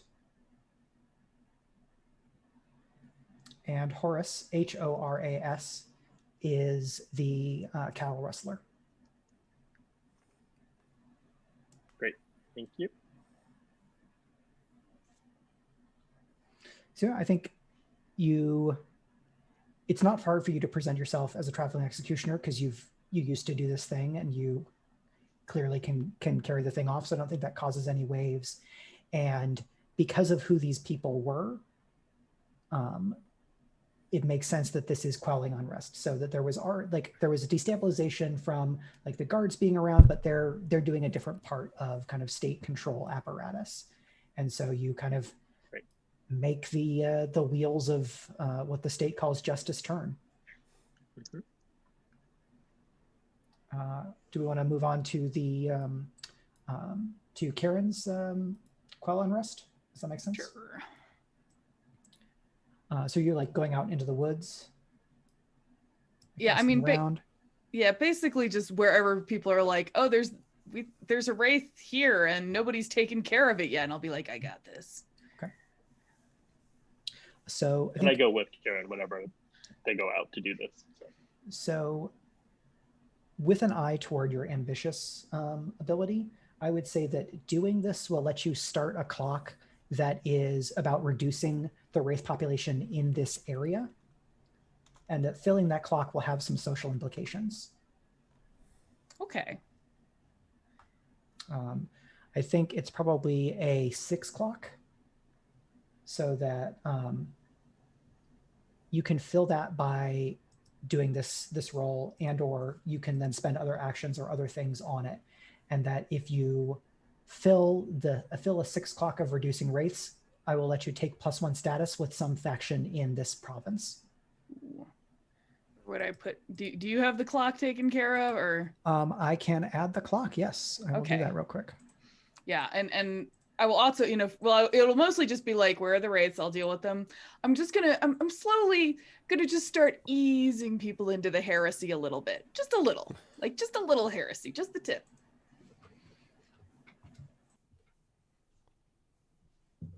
Like, look how effective this is. I'm not doing it the way the church normally does. I may be committing some light heresy. Just some light heresy, some for the spring.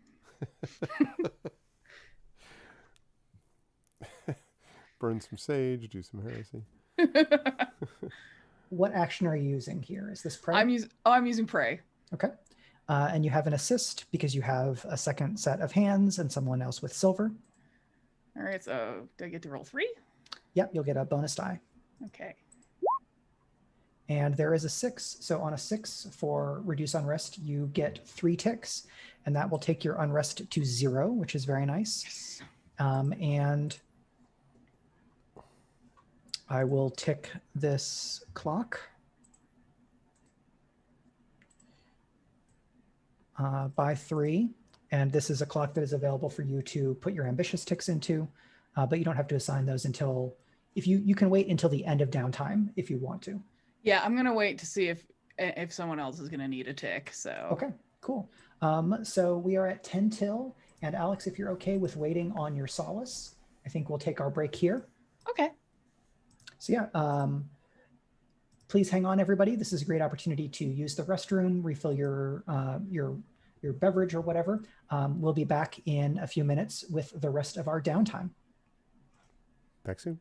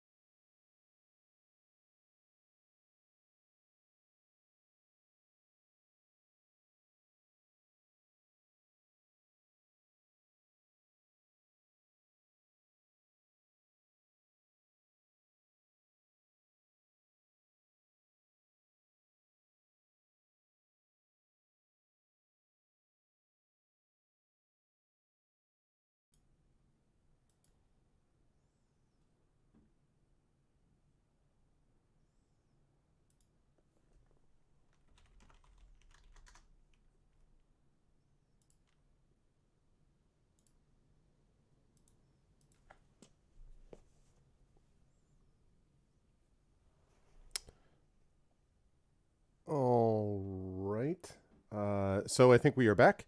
And I'm going to hand things back over to Mike as I bring us back over to the, oh dear God, Zoom has done its thing.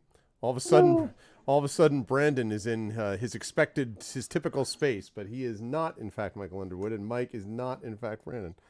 So I will take the next 35 minutes getting Zoom to do something that should be easy. And while I do that, y'all talk about yourselves. Oh, I fixed it in 3 seconds. I am tremendous. Okay, great. You have no idea how hard Zoom is to deal with sometimes. Mike, back to you. Great. Thank you, Greg. So yeah, we are resuming our game of Rebel Crown, aka Splendour and Shadow. And we were just joining Kieran and Harvest as they were out in the woods putting some wraiths to rest. And because Alex is using this as the character's Seek Solace role as well, I think let's stay on that for another beat. And maybe should we zoom in to see one specific instance of laying a wraith to rest, if that's okay, Alex? Okay. All right, let's do that. Yeah, so in this kingdom, if you have silver, like kind of the base minimum, the base thing that you need is silver and or prayer. If you have both, that's better. If you have information about who this person was, their name, what they did in life, some relationships they had, that makes it even easier. But because this is a Seek Solace role, I think what I want to really spotlight is how Kieran approaches this and kind of their manner and why this is something that relieves their stress. So Alex, do you want to tell us a little bit about what it looks like when Kieran lays a wraith to rest? So basically, they approach it first by seeing what land they're on, because their entire heresy is about the small gods of the land are the ones that we've forgotten. Yep. And so it starts with just kind of like, sort of sitting in the area for a while and kind of feeling it, and which is very peaceful of itself, giving the land an offering, kind of requesting the help of the small god of this area to lay this person to rest so that they can have the same peace that I now feel in this god's presence. And then give them, give the small god some sacrifice, whether it's like, if we're on dry land, give it some water, if it's, or a burnt offering of hair or something like that.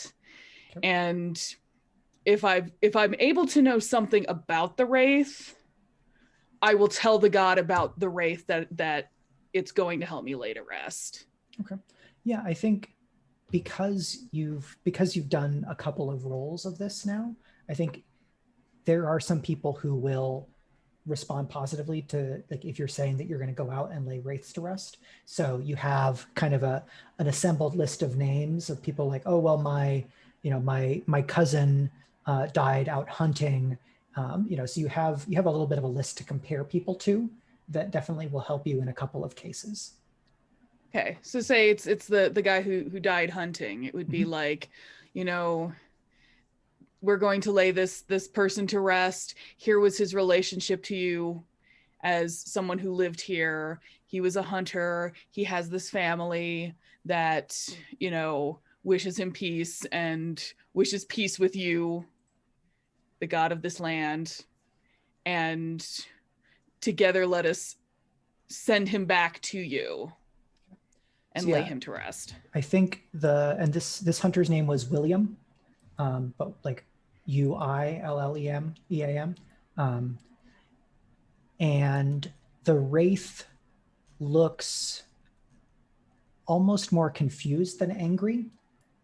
You learned that I have that effect on people. It's fine. That he slipped and fell and broke his neck. So. I'm going to add content warning. There's going to be, a little bit of kind of like ghosty horror stuff that I'm going to describe for anybody. And I'm going to give everyone a sec in case they need to tap out. So you've got like his neck is at a wrong angle, but this wraith is not very angry because a sudden death creates a more volatile wraith than like dying of old age. But but a violent or cruel death is more intense. So this is kind of in the middle. So I think the wraith kind of catches your eye and blinks forward a couple of times in between in between seconds or in between like blinks of the eye. But you have Silver, you kind of address him by name, and you feel a kind of a warm breeze pass between you and him, and he slows until he's kind of held in place by your words and your prayer. And the way I end it after, I go through his life and how it ended is I'll just say, it's time for you to go home now, William. It's time for you to sleep. Okay. And I think, excuse me. So when Harvest banished the wraith of that soldier, kind of the spirit just barely came out of the flesh. Here, the wraith kind of dissolves into the ground, so it kind of drops and spreads. And if you weren't looking for it, you probably couldn't notice, but it seems to you, because you are attending and because you know the things to look for, that the grass and the ground is healthier here. Like things have grown a bit as kind of order has been restored. Like this is the way that things are supposed to be. So that is kind of really affirming for you. And I think we can go ahead and have you roll Seek Solace to see how much of the kind of the stresses of your ambition this helps you kind of slough off. Yes, because this is ultimately what I want to do is heal the land and the people. So how many do I get to roll? What am I doing? So is Seek Solace an action roll as well? There are just enough different Forged in the Dark games that do things slightly different from one another that I'm just gonna double check here. So no, this is the same as Blade. So roll dice equal to your lowest attribute rating. So for Kieran, you have 1 dot in prowess, so you would roll 1 die. Because basically, the way that the more well-rounded you are, the easier it is to relieve stress is kind of the base thematic element that is assigned there for whatever reason. I will give you a +1d because you have assistance, and I would rather y'all be able to spend stress. It is easy enough to get it. Yes. All right, so 2d6. Okay, so you got a 6 from the first one anyway. 1, 2, 3, 4, 5. Here's the thing: you had 5 stress. So if you get a 6, you overindulge. Oh no. That can be bad. So let's look at overindulgence. 50 mole rates range the land. Oh, so fuck me. God. Too much of a good thing. Kind of makes sense here. I gotta say, I love to fuck with us, but so I kind of love the idea of you spending so much time on your heretical religious beliefs that it undoes the unrest that I just solved by killing people. Yeah, I think. Who killed you? Someone with a very large weapon? Oh, that's probably wrong. Let me see what I can do. So if you do it right, so Alex, you're familiar with MMO terms. Ideally, when there's a bunch of enemies across a large range, you pull them one at a time. Mm-hmm. Oh no, did I unfortunately, something in how you've done this has stirred up other wraiths. You pulled the whole cabin. And so I'm gonna increase. I got thrown into the wealth caves. I'm sorry. I'm going to increase unrest by 2 as other wraiths in the region become more active. Now that I'm not going to be so mean as to untick your clock. Thank you. But it will get around and that's not going to reflect well on you. So your unrest is back up to 2. You do, however, get to remove all of your stress. But I think word will get back to Karen that, there are fewer of them, but they're more agitated and people are unhappy about it. Well, I'm just gonna have to pray harder. I love the idea too that the stress is gone. So like for a while, Kieran has no idea this has gone well, and then the minute Kieran leaves the scene, just like the rays show up and are like, Dang it. Well, I'm sorry. They're just all mad I haven't gotten to them yet. It's all covered in the heresy too. The heresy. Yeah, so we see a quick montage of people like checking on the like the silver crossroads symbol of the god of paths that they have on their door as a ward against wraiths. So like people are kind of renewing their defenses because they have to, and it means they're going back to the other way of dealing with wraiths. They're not kind of getting swayed into yours in this moment. It will not be that easy. It's fine. It's a process. I'm determined because I'm a fanatic. I don't take no for an answer. All right, so unrest went down to 0 and then it's back up to 2. Kieran just riding around the satchel hands on their little bicycle going ding, ding, ding, ding. Oh man. All right. So Gotta now catch 'em all. Kieran has used 2 downtimes. Harvest has used 1. Venner and Rowan have used 0. Is that correct? So far. Mm-hmm. I know we want to get other people on screen, but I might want to jump in with my second downtime action because it's closely linked to everything that just happened.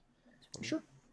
So I kind of want to start a long-term project clock, and I'm not quite sure what to call the clock, and let's maybe figure that out in play over the course of the scene I kind of want to do here.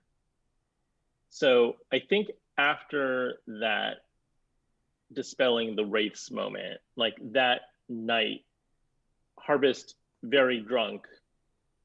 Kieran, you're going to wake up and find Harvest sitting at the edge of your bed, extremely drunk, sword drawn and planted in the ground. Is this a normal occurrence, first of all?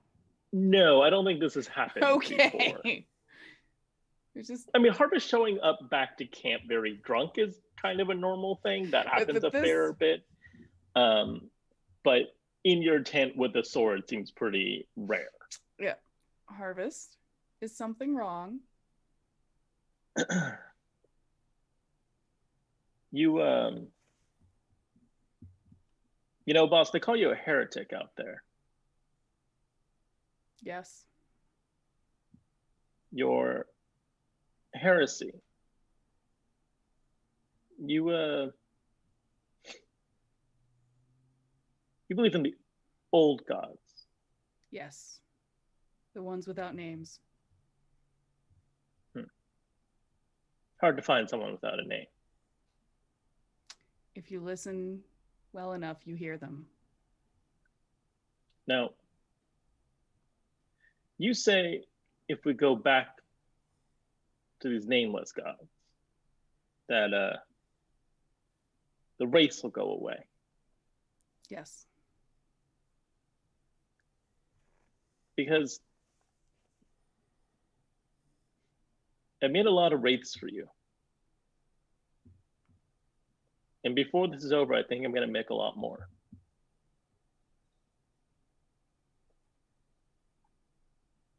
How do I put that right?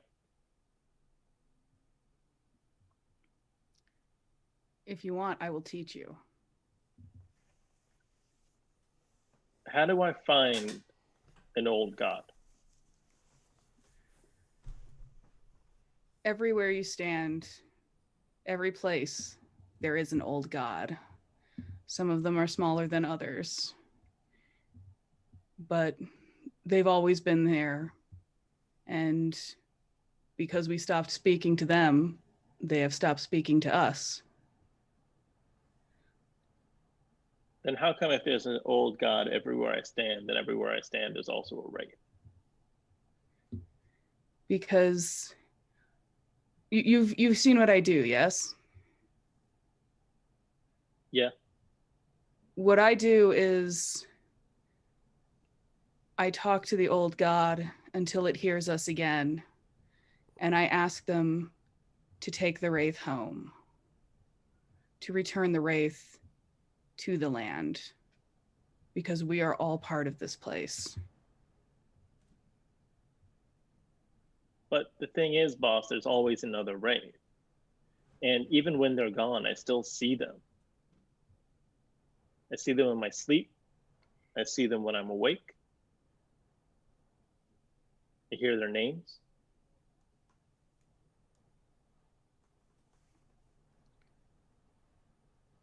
We can lay the race to rest that wander, but the ones that live inside you, if you can't, either you will find a way to lay them to rest, or you must learn to live with them, because all of us, before this is done, will have our own ghosts. What if I put one of them old gods in me? I Would don't that know take if that's care of it? really a good idea. I'm not sure if like the god of a field would fit in you very well, but I think What about a small one? what I think before we jump to that is, let me teach you how I pray, because it is a very, very peaceful thing once you've learned to do it. And when you're speaking to the old gods, they might not live in you, but they might be able to draw some of those wraiths away or help you lay them to rest. All right. I'll learn how to pray. Guess you will. You gonna teach me? I promise. Well, come on. Okay. Let me put some pants on. Okay. I Takes a can't note. Need pants to pray. Pray without I can't guarantee it's going to take time to learn. Like you didn't immediately know how to use that sword. I don't know. It's pretty Perfect. straightforward. Trust me, I saw some of your earlier executions. You're much better at it now than you were because you practiced. So we're going to work on this together, and you just have to be patient with yourself. All right? Promise me that. Anything for you, boss. This is for you, not for me. I think I looked confused at that last bit, but I let it go without comment. Shoulder pad. They pull out a wineskin and offer you the last bit. All right, they'll drink it. Okay. I'm guessing it's probably not really great wine, but No, it's fine. not. I got it. And then we're gonna do some praying here around 2 Yeah. in the morning. Yeah, I'm gonna put on some pants and we're gonna go find a nice field and do some praying. So Mike, I need a little bit of guidance here. I was thinking of that as a project clock, and I could see it either. Oh my God, being, is it gonna be Harvest getting religion? It could be Harvest getting religion, or Harvest like dealing with their, because there's sort of two things, right? It's Harvest helping deal with the wraiths, right? Which could play into the clock that Kieran started, or it could be a more personal clock or a clock about religion, and I can't figure out where on the spectrum this all falls. So I'm looking for a little bit of guidance, I guess. Yeah, I think it definitely makes sense that you could be contributing to the put wraiths to rest, get the domain in order clock. Mhm. That would pursue Kieran's and therefore the whole group's agenda in terms of people are happy with fewer wraiths, people are more happy. That's good for Kieran. So agenda wise, that could make sense. If you wanted to set yourself a challenge, it's kind of like in Beam Saber when you declare a rival. If you want to make something harder for yourself so that it is satisfying to accomplish, then that makes sense as its own long-term project. You could also express it as training, which would then mechanically lead to actions or playbook. I think the thing that makes most mechanical sense is to put it towards the group clock of putting the wraiths to rest. Okay.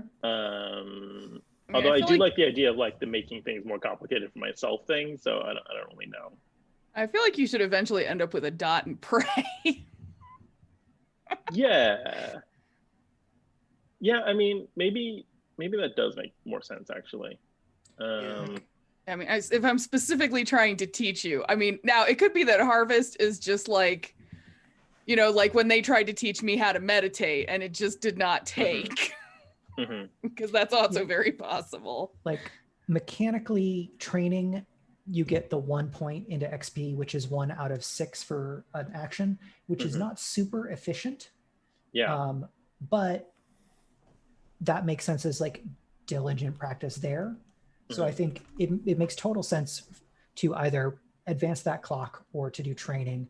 If you set a challenge for yourself, I think we'd want to figure out what cool thing we do or what we highlight when that clock fills. If it's just a challenge that you're setting yourself in terms of character development for Harvest. Yeah, I don't think Harvest is really at that point yet. I think I can see a couple of clocks that might make sense farther down the road. But you know, I'm going to go with the putting rates to rest one, which I think just makes a little bit more mechanical sense, even though I see the argument from the narrative. I think I've been sufficiently generous in letting Kieran tick the unrest and this project clock. So I think I'm going to ask that you just work on the project clock and not get to take away unrest as well. Yeah. This I'm just working on the project clock. I already did my unrest roll earlier, so yeah. Okay. What do you think that would be though? Well, you could roll prey with 0D. Yeah. You'd always add at least 1 tick because of how projects work. Well, I would get the +1D from Kieran helping me, right? So that could just be a 1. Yeah. So I'd roll a straight 1 up and down 1d6. Yep. Okay, let's do that. Okay.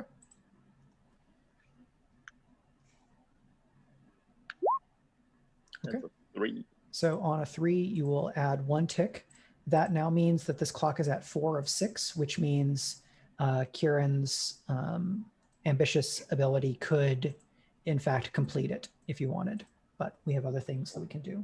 Yeah. So that could be pretty cool. I like that we, like mechanically, maybe Harvest isn't real good at this yet. So like kind of really struggles to dispense with a Wraith in a way that isn't evolving, stabbing it with a silver sword. Yeah, but and that's the ultimate goal is, you know, the silver sword is there just in case you'll lose it, but trying to like talk to it nice until it goes away is the ultimate goal. Because of the scale of game that we're in, you know, downtime actions can take place over the course of, you know, a few days or so. And what this says to me is that people who know what this retinue is doing know that you all are putting a lot of time into dealing with wraiths. And that is also like, we as the audience are seeing that this is a lot of what this group is interested in doing, and that's all very interesting, and it's fun because you're engaging with the kind of the most supernatural part of the setting. So cool. That's cool. DongWon, if you're okay to move on, I think we'll jump to Brandon. I'm good, thank you. Cool. So Brandon, what is Rowan up to during these few weeks after you return from White Beam? So first and foremost, Rowan is going to seek solace. Okay, and what is Rowan's solace? Rowan's solace is actually art. That is, cool. Right. Rowan writes poetry because of course. Yeah. To that end, I have actually written a poem. Oh, cool. If you would like to read it for us, that would be super cool. I'm not going to make you do that if you don't want to, but I would love to share that with you. I would in fact want to read it because I think that it's big dumb, but I also really enjoy it. Okay, great. I actually put it in my journal in Roll20, so I'll always have it. To box an air around the ears, a sweetened trap laid soft among the western sedgelands, which appears alive with windy wailing song. We walk the jagged path beside the half-truths of the rocking throne that piles with vulture meat untried. We dwell in dark, so light be known. We whet our blades to split the wrong and rot that pools atop the throne. Its sinning kin makes darkness strong. Bury that dark, let light be grown. That's one of the advantages of gaming with a poet. So Oh, God. that's So pretty good. great, Brandon. So good. Thank you. Thank you. Sinning kin So is sick, man. It's good It stuff. seems like you were doing that mostly on your own, but I am going to give you a bonus die because you actually Oh, wrote the God. poem. Because and yeah. that's pretty cool. Oh, God. You know, I'm going to do that all the time now, especially if it's exactly. going to have a mechanical benefit. I mean, yes, that's fine. That I'm okay with that. Okay.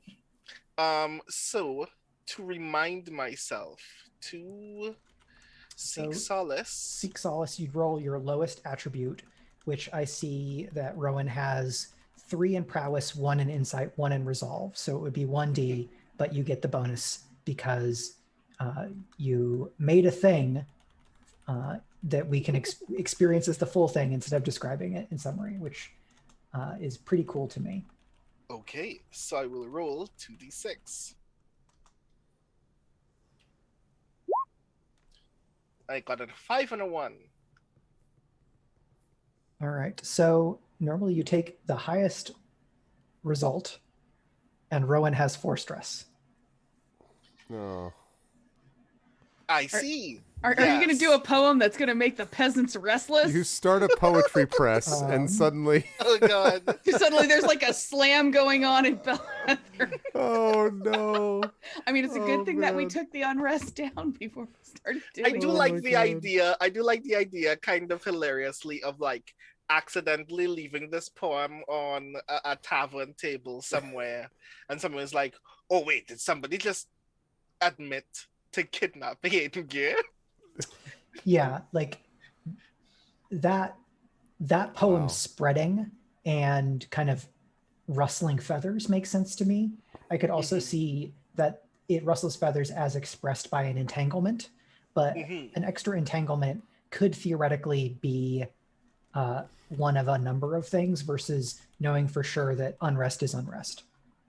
So I would leave that choice to you. What is more interesting in terms of the repercussions of maybe Rowan being a little bit too free with leaving behind things that they've written? I think that mechanically it's unrest. I think that narratively it's unrest, and mechanically I think we can't deal with much more than that at the moment. So I think we're gonna have it at unrest. Okay, so that's going to take you all back up to 4.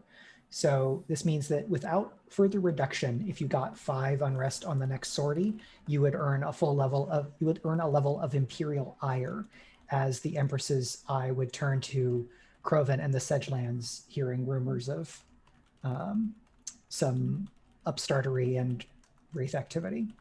But there are still other actions to be spent as you see fit. But Rowan has no stress.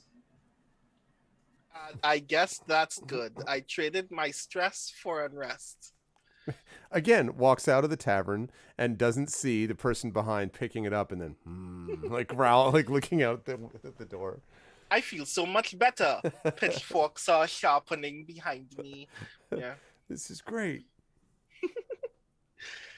So that was one downtime action. Mhm. And I'm curious about another one, mostly because I just wanted to do some narrative bullshit. Okay. I wanted to acquire an asset, but seeing as we have no idea what our next sortie is actually officially going to be, I feel like that would be just a weird general thing to do. But I wanted to acquire an asset mostly because I wanted it to be an opportunity to meet Roz. Okay. So another option is we could bank this action, and then you can say, okay, this is what I was acquiring anyway. Or we can do the scene, and then what you're asking for, we can decide later. Do either of those appeal to you? I believe the latter appeals to me. That's a good way to like resolve actually getting something useful without worrying about what it actually might be. Yeah. So how do you get in touch with Roz? Um, I believe that it is incredibly difficult to like go asking for Roz. Like, you don't send Roz a message by pigeon or something like that because you will not get a response. But I think I know where I think because I have because I have like spent a great deal of my time with the witches before, I just head in there. I just head for their territory to see if I could visit Roz in person. Yep. This is an advantage of downtime happening over a longer chunk is you can just go. Yeah, I can fast travel. Okay. I'm going to quickly refer to the write-up of the part of Croven that is where the Fanag witches are, so I can remind myself. So it is up in Salt Crag, which is in the northeast. So you probably have to ride pretty aggressively, or you're gone for basically the, like almost this whole time. Which I guess if you did the poem along like before or when you got back, so this downtime is almost all travel to and from. Mm-hmm. Um,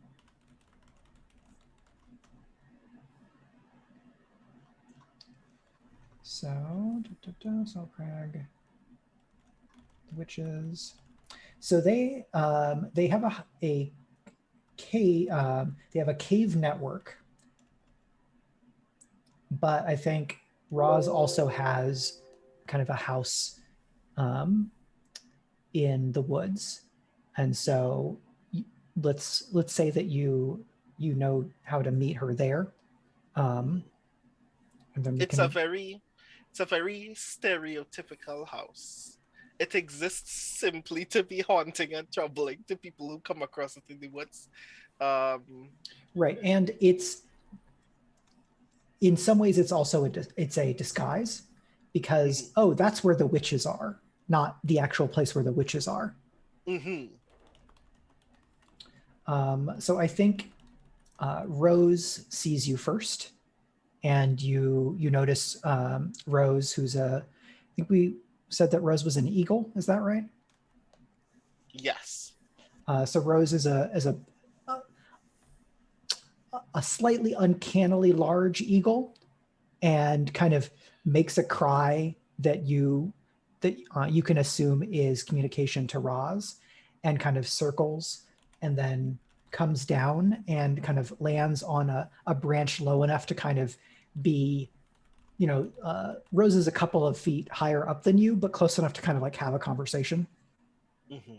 Um, And I've like brought some food for Rose as well. So like once they're perched, I like step up close to them and start feeding them. yeah, I think because you established that you know Roz, I think Rose knows you. Rose Roz was probably not a great choice, but I'm going to stick with it. Is happy to take the food and like be more friendly than an eagle, like than a kind of like untrained eagle would be. Part like you, because you as the outlaw, you could have a finely trained hunting pet.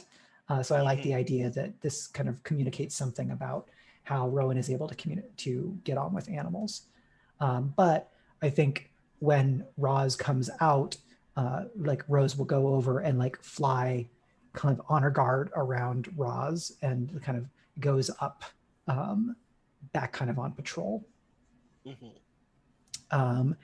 And I think Roz is like a woman of like middle years, kind of if we were using maiden mother crone as like that trichotomy, like she'd be solidly in the middle as kind of the mother era, and it, like dressed to fit into the woods, but like in lots of layers. And you that like her kind of public witch persona is more ostentatious, and she kind of has that, but like kind of pushes a cloak back and greets you with a big smile and says, Well, the wind told me you'd be by. I wasn't sure that it would be this early. It's very good to see you. I kind of skip up to Roz immediately and give her a hug. Yeah. And she says, "You must have ridden hard. I have food for your horse and a stew on. You must tell me what you've been doing. I hear some strange things that are happening in the Sedgelands." As strange as I'm used to, you know that I like to get into trouble. And are you wearing your Slovak coat for this visit as well? This is me asking out of character.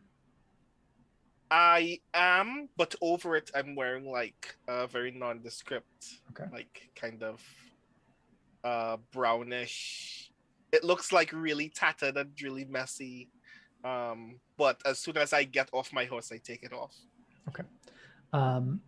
So yeah, she's like when the cover cloak is off, she says, "I've been hearing about people seeing one of those cloaks out and about.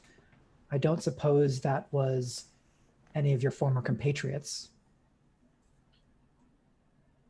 I may have been causing a scene for a while.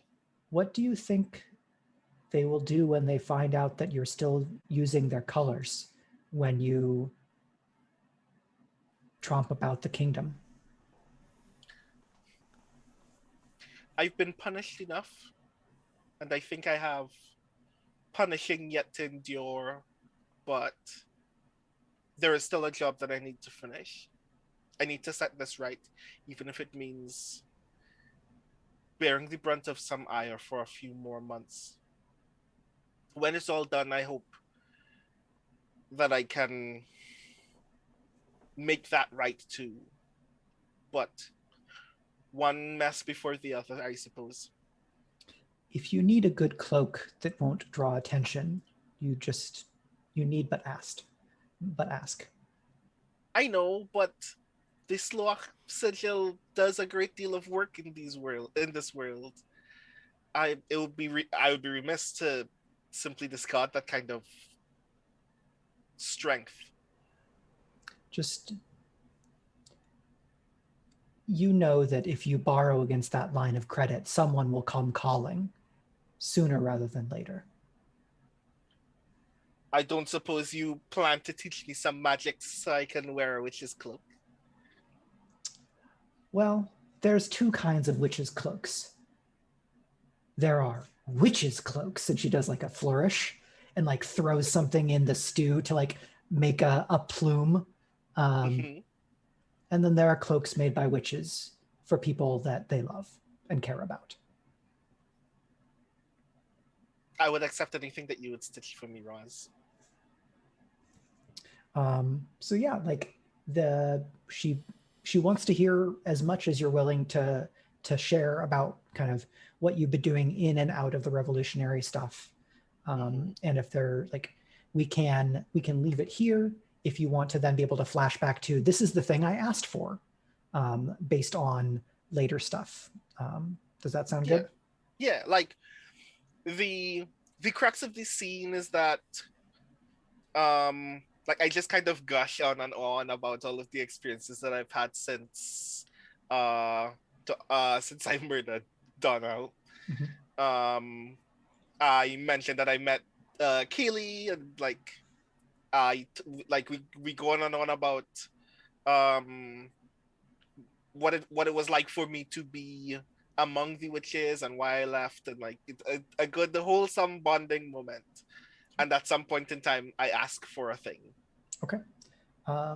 Yeah, I think the question that comes to mind is, how old is Rowan?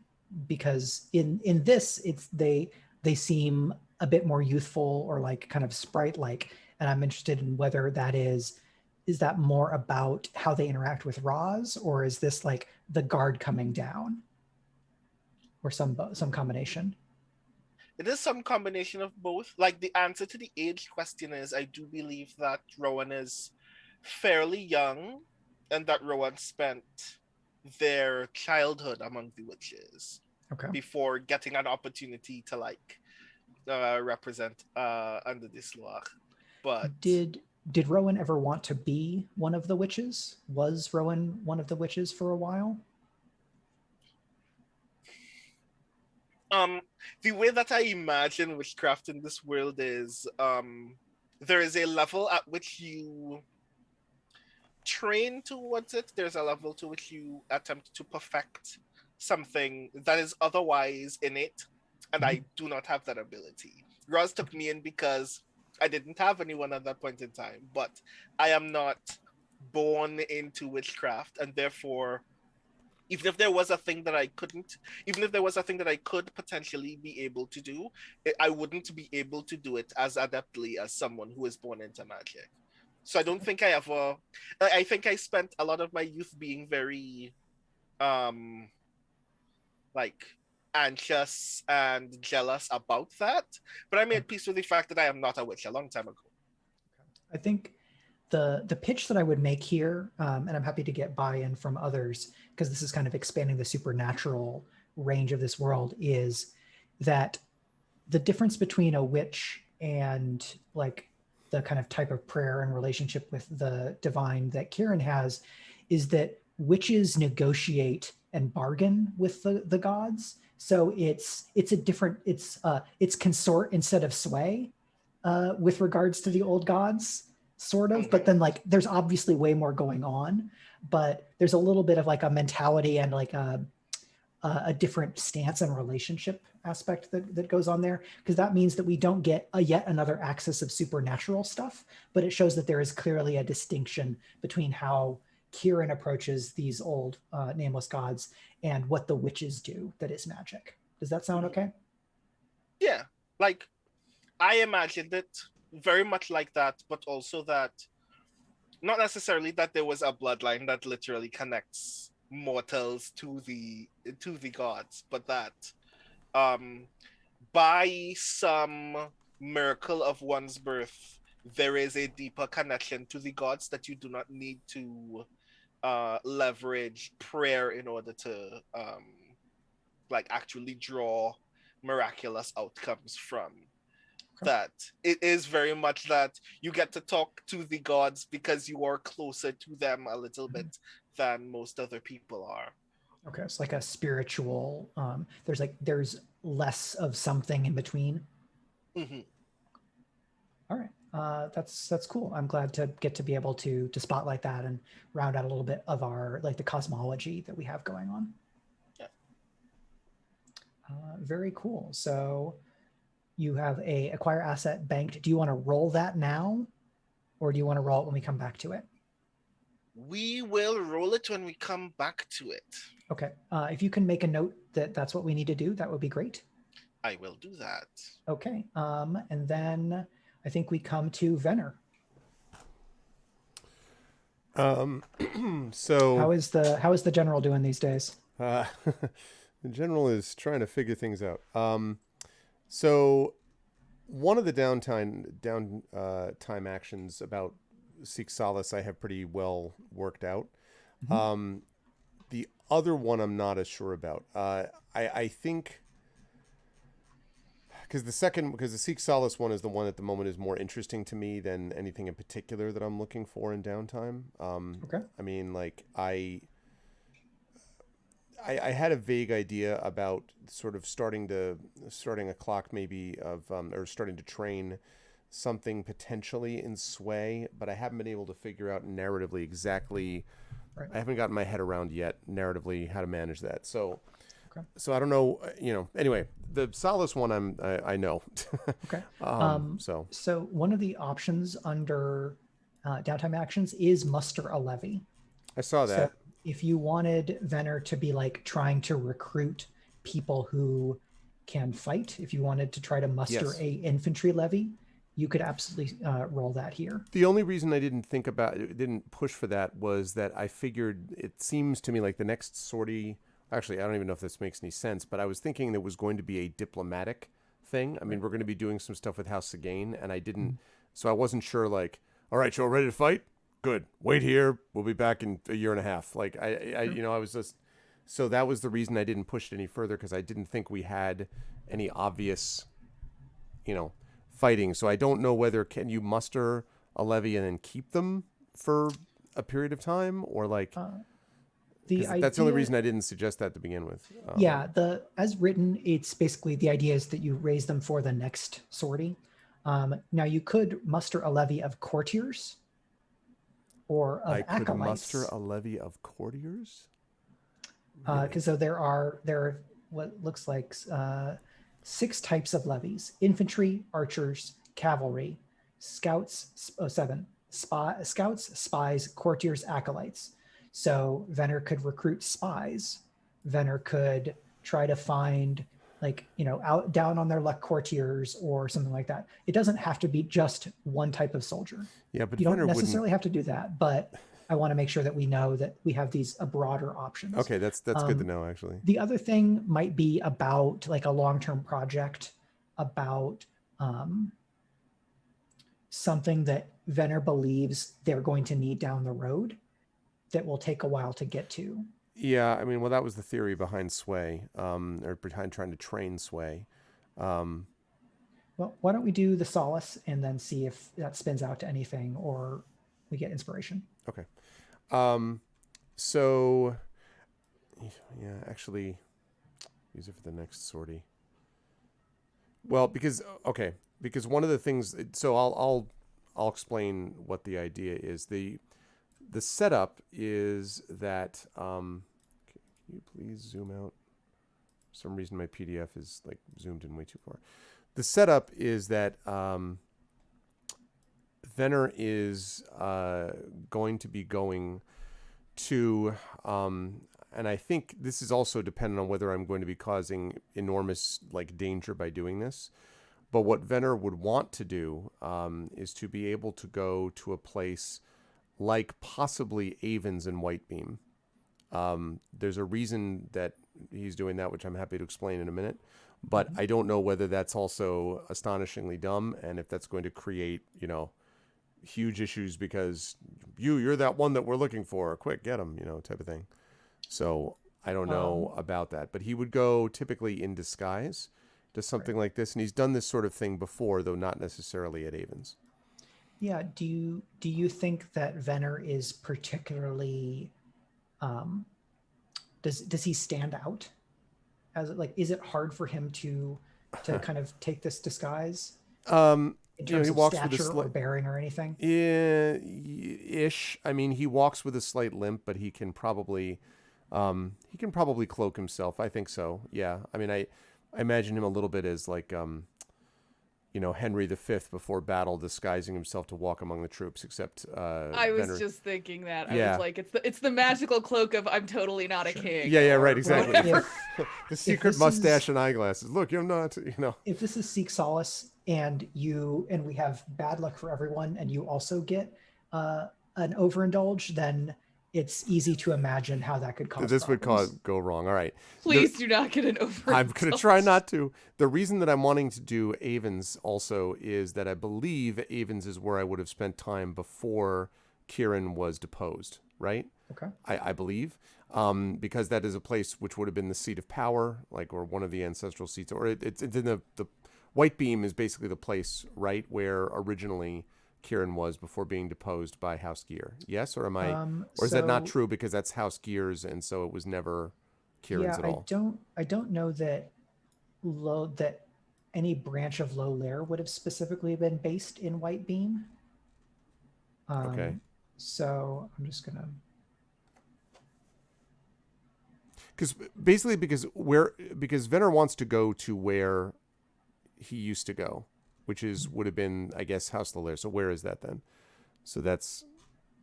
I think that is High Strath. It's High Strath, yeah. So then, okay, so let's say Talon Perch. That's fine, actually. Still dumb, still dangerous, but.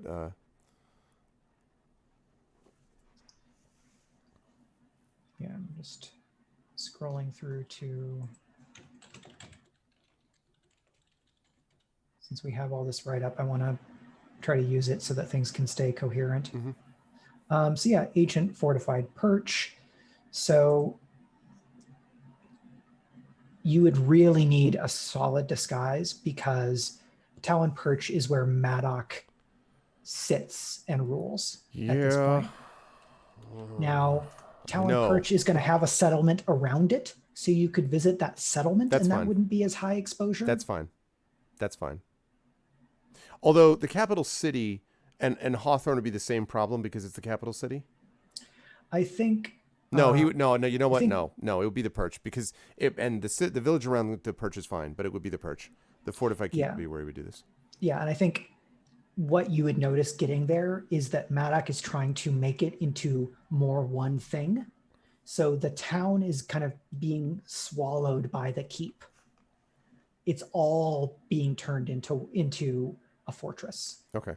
As opposed to, it is easy to defend not just the keep, but the city because of how the perch is built. That's useful information actually for later. Okay, yeah. And as far as the disguise is concerned, I would pitch that I basically took some lessons on the sly from two people. One of them would be Drosten, who I'm fine doing this with. And one of them, I would say, with... I have... Okay, so I would come to Rowan, and I'd be like, I have a question for you. I'd love to hear it. Suppose that you were going to a place that was particularly sensitive and you didn't want to be yourself. What would you do to conceal yourself in plain sight? You know, thieving things. I kind of chuckle at the idea that what I do is simply thieving things. And then I say, well, it would depend on the intent. Do you want to simply fade away into the crowd? Or do you want to appear as if you were someone who no one but a certain kind of person would give attention to? It's the difference between appearing as a vagabond and appearing as a farmer, appearing as a random drunkard and appearing as someone's father or brother. I think blending in would work better. Vagabond, then. Is often a very easy choice. There are kinds of people who their neighbors tend not to want to enter the personal space of. All you need are some tattered clothes and the quarter of a dead fish, and you should be okay. A quarter.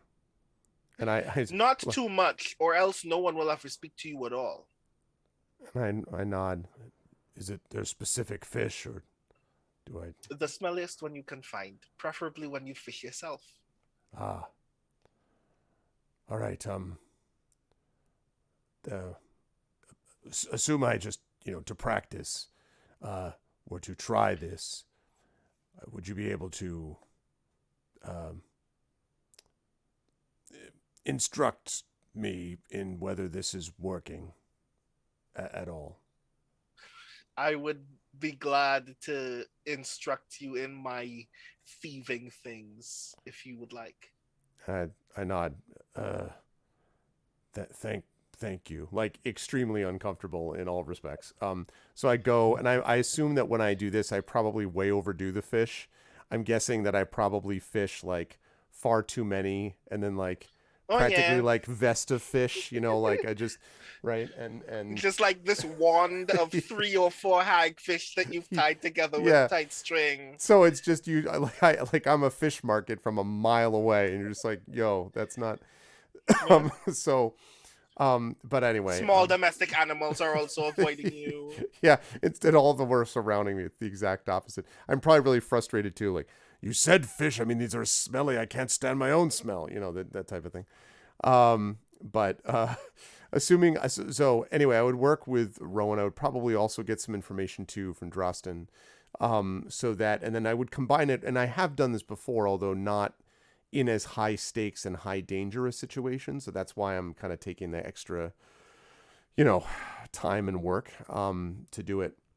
And assuming that I do it to Rowan's relative satisfaction, probably after like being like, no, that's not it either. No, you know, you would then see Rowan, I think, walking up to, so you'd see long shot of Talon Perch, and then as you say, the construction, Mike, being done around the outside of it and like kind of building in.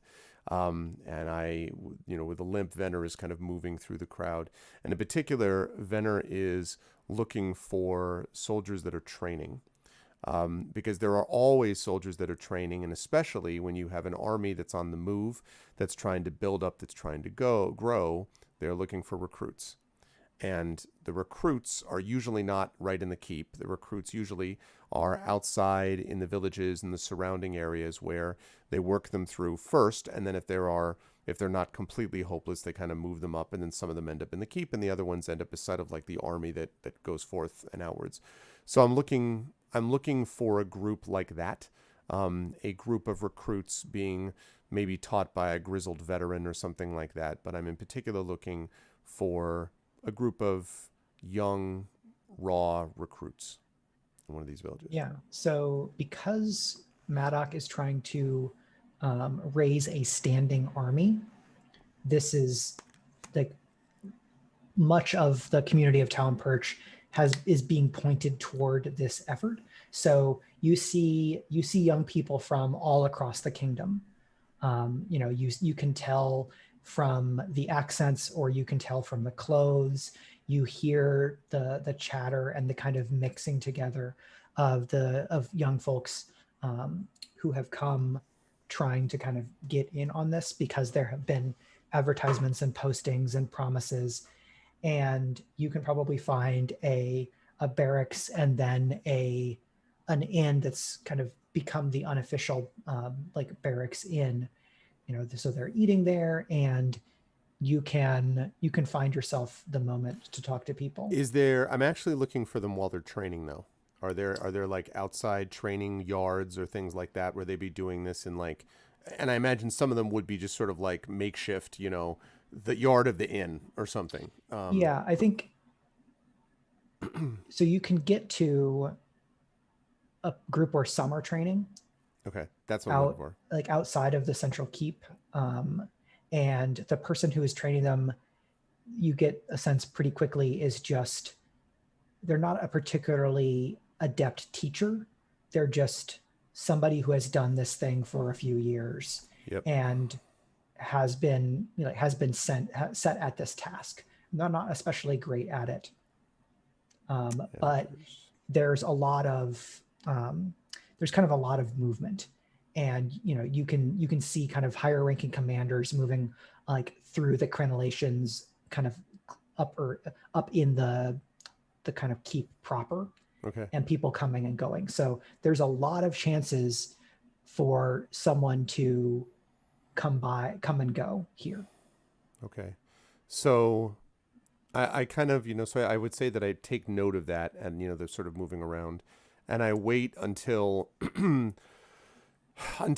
I probably watch, and I try to be inconspicuous in that I'm not the only vagabond standing and just sort of staring, watching them, but I am sort of off to the side, and I'm like leaning on a fence, and I'm, that kind of thing. And waiting for, I'm guessing it's maybe a group of like 4 or 5 that this one's working with, and eventually does, one of those like, you maggots are useless, do this or take a break, or I'll be back in an hour or something. And I wait for that person maybe to depart, and I try to pick out one of them that looks frightened, particularly frightened. One who is obviously has muscles, tanned and hardened from farming, not from, swinging a sword. Is there someone like that? Yeah, I think you overhear that that they're the child of a tanner. And so, okay, it's like, it's hauling around heavy leathers. It's, managing a carcass. So they've got a lot of strength, but do not have a sense of how to be precise about it in war. Mm-hmm. Like, because it's just not that similar. And honestly, their teacher is not very good at teaching. Okay, so I wait for a moment when maybe he's drinking some water or they're, back against near the fence. And then I say, I see you've done some work in your time, young one. You have some lift in those arms, do you? I couldn't be of much help around my mother's business if I wasn't. How long you've been here training in the army then? Oh, I'm not in the army yet. This is the tryouts. You want to fight, do you? I want a living. I didn't give you a choice. You're the only one at home who can help your ma, or you have brothers maybe? I was the best at it, but none of them were fit for war. So I kind of, look him up and down. I'm like, so when your instructor there comes back, seems like he's been giving all of you a hard time. I've seen my mom teach apprentices. I'm as no teacher. It's true. Teaching isn't always about yelling. At least that's what I've always heard. Go ahead. Sorry. Oh, I'll do what they tell me to do. I want to get in there because in there you get the real armor. And if I'm going to go to war, I'd like to come back. All right. Well, if you'd take a suggestion from an old fool who managed to stay upright on his own 2 feet so far, you can't approach fighting like it's picking up a sack, You've got strength, you can see it. But you don't use your strength by lifting. You use it by being part of the ground. He comes for you next time. He reaches out for you. You don't give ground to him. You hold your ground. You make him move. You set your legs apart a little bit, you see? And I kind of, probably not for a moment looking up at the wall, I kind of spread out a little bit and balance.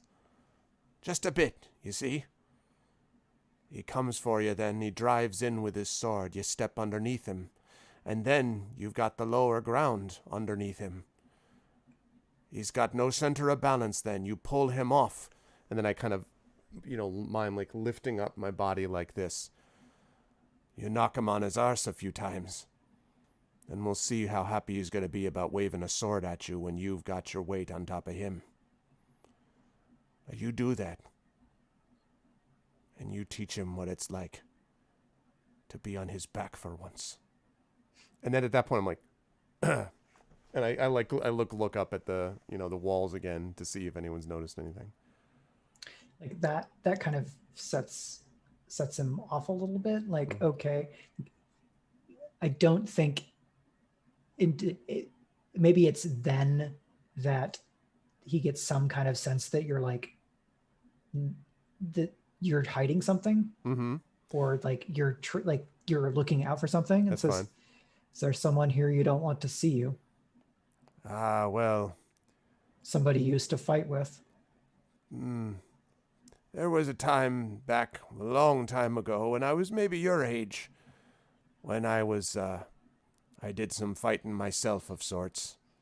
Can see it didn't lead me anywhere, and I kind of indicate, But, well, the lords and the ladies up there, well, they've got no interest in watching beggars and vagabonds have discussions with any of their fighting warriors, because they don't know what it's like to be one, you know. It's back home. I didn't know many people who'd seen more than their 50th summer. If you're alive now, you've done something, right? Yes, I've done something all right. Listen, when he comes out again, well, I'd like it if I could come back here sometime and happen to see you out there training these other young bucks, maybe. Or, if you're gonna go off to war, I'd love to see you in one of those shiny suits of armor you want. So, just remember, balance, eh? The ground. And I kind of reach out over the fence. I just go, his arm, and I'm like, that's what you remember. Right there. And then I kind of let him go slowly and kind of turn and nod and then shuffle off. But only a little way. Like, I shuffle off as far as I can and then just turn as I'm like, Yeah, so let's have you roll, and the better you roll, I think the better this Tanner's son is going to do. Okay. And then that's going to be more satisfactory, right? If he takes your advice and executes on it. So I'm actually making I'm not doing the solace roll here. I'm doing a actual I think this can still be taking solace. Okay. But the better you roll, the more stress you bleed off. Got it. Because you have 5 stress. If you roll a 6, there could be an entanglement, so it could go poorly, and I could see several ways that it could go poorly here. So do I. But if you don't roll very well, I think one way that might not be satisfactory is that the advice doesn't work, and maybe you don't feel like you've had the impact. Okay. So we're gonna aim for, let's see. So I guess, and I roll 2 or no, I roll for my lowest, right? Yeah. Right. So because Venner is more specialized with more dots and a fewer things, you have 2 actions or 2 attributes at 1. So you'd roll 1 die. Just 1 die. All right. Okay. Oh, let me get the dice roller back up.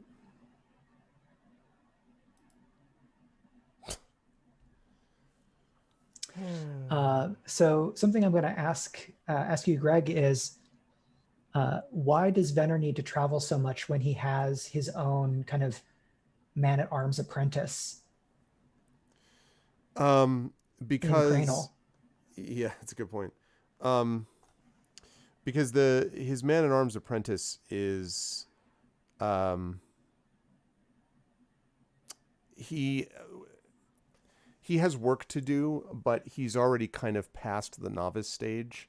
Okay. And Venner has this weakness where his big thing is that if he ever finds a young soldier in a position that he was himself in many years before this, he tries to help them out. And it's one thing that always bothers him, like sending unprepared people into war bothers him a lot. Okay, so it's about that first round of training. Yeah. Okay. Yeah. Okay. That's well, now I know a bit more about Venner. I think he doesn't commit. I think he takes that advice, but you're a stranger. He didn't get a lot of a sense of what you've done in war, and I think maybe he tries it once and it doesn't work because he's still scared to have this guy coming at him with a sword. Yeah. And the teacher doesn't make the space for him to succeed. Yeah. And I kind of see that, and I'm like, and I imagine there's a moment where I see, the guy looking disappointed, and I'm like, and I want to emerge and just be like, no, you do it like this, and then I'm about to say something, and then I'm like, Can I make that choice both easier and harder for you? Sure, but maybe. I think we see Bara, kind of full of swagger, come down and Yes, please, Sakura.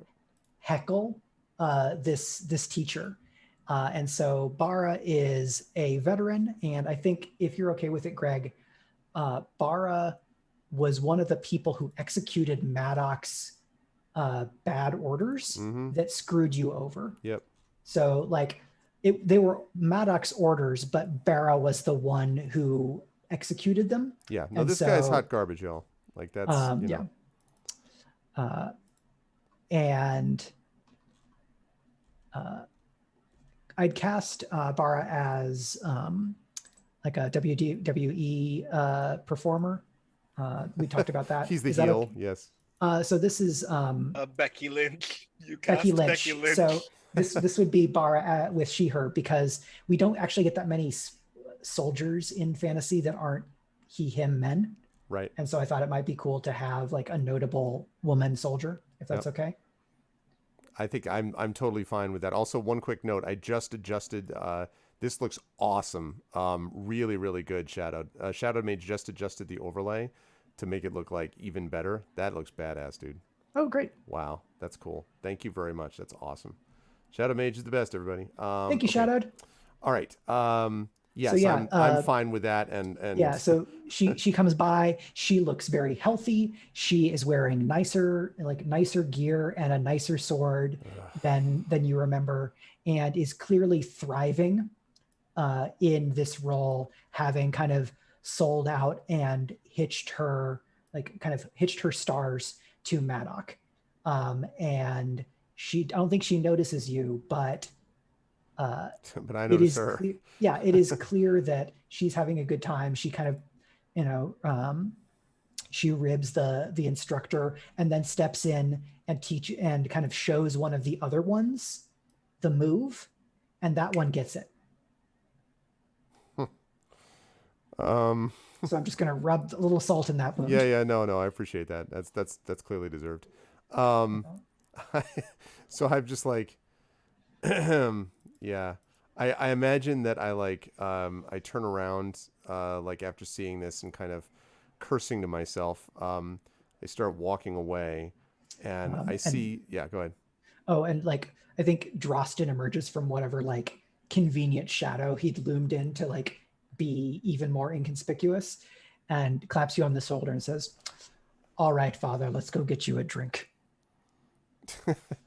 Who says this to me? Drosten, because it's part of your play. If you're playing kind of old, grandfather age. Gotcha. And so when I see that, and I'm like, yeah, I could use one swimming and one maybe. I sort of shake my head, really pissed off.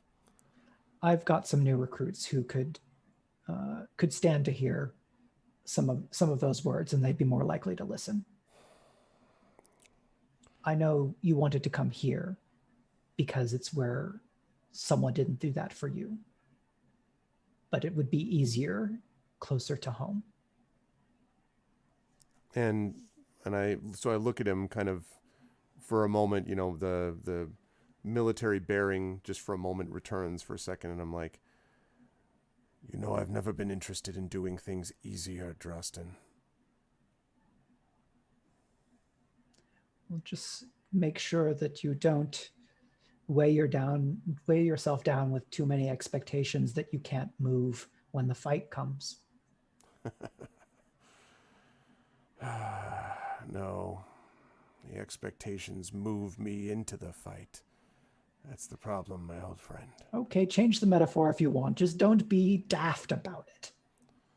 And I sigh. I'm like, fine. It better not be some of the usual swill that you serve. No, we've won great victories. We can have above average swill.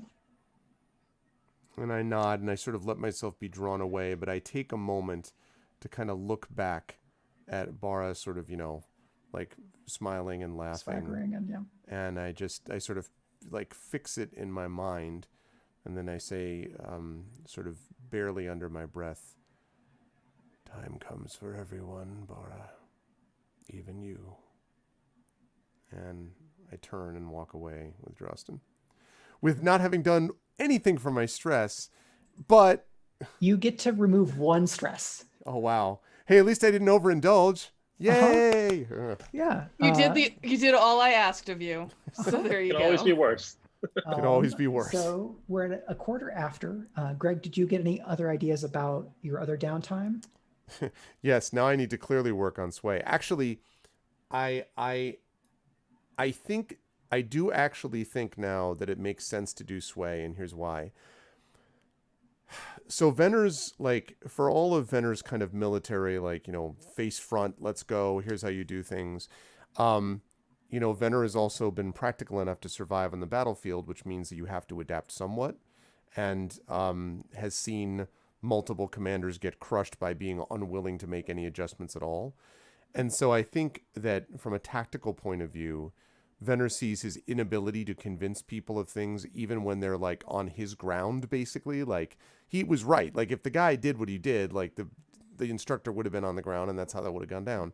But obviously it doesn't help to just say that, and Venner can't be like, ha, throw off the cloak and then just wait to be filled full of arrows, like, and you know.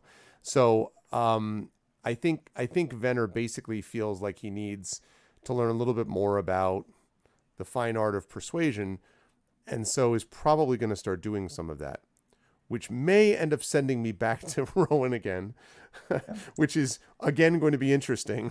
Because it's going to be like, all right, you told me how to disguise myself. How do you talk to people? No, I'm just kidding. Rowan is probably gone longer than you No, are. I'm okay. But Drostin would love to be your buddy in helping you learn how to sway, because it would be so much fun for him. Yeah, I'll bet he would.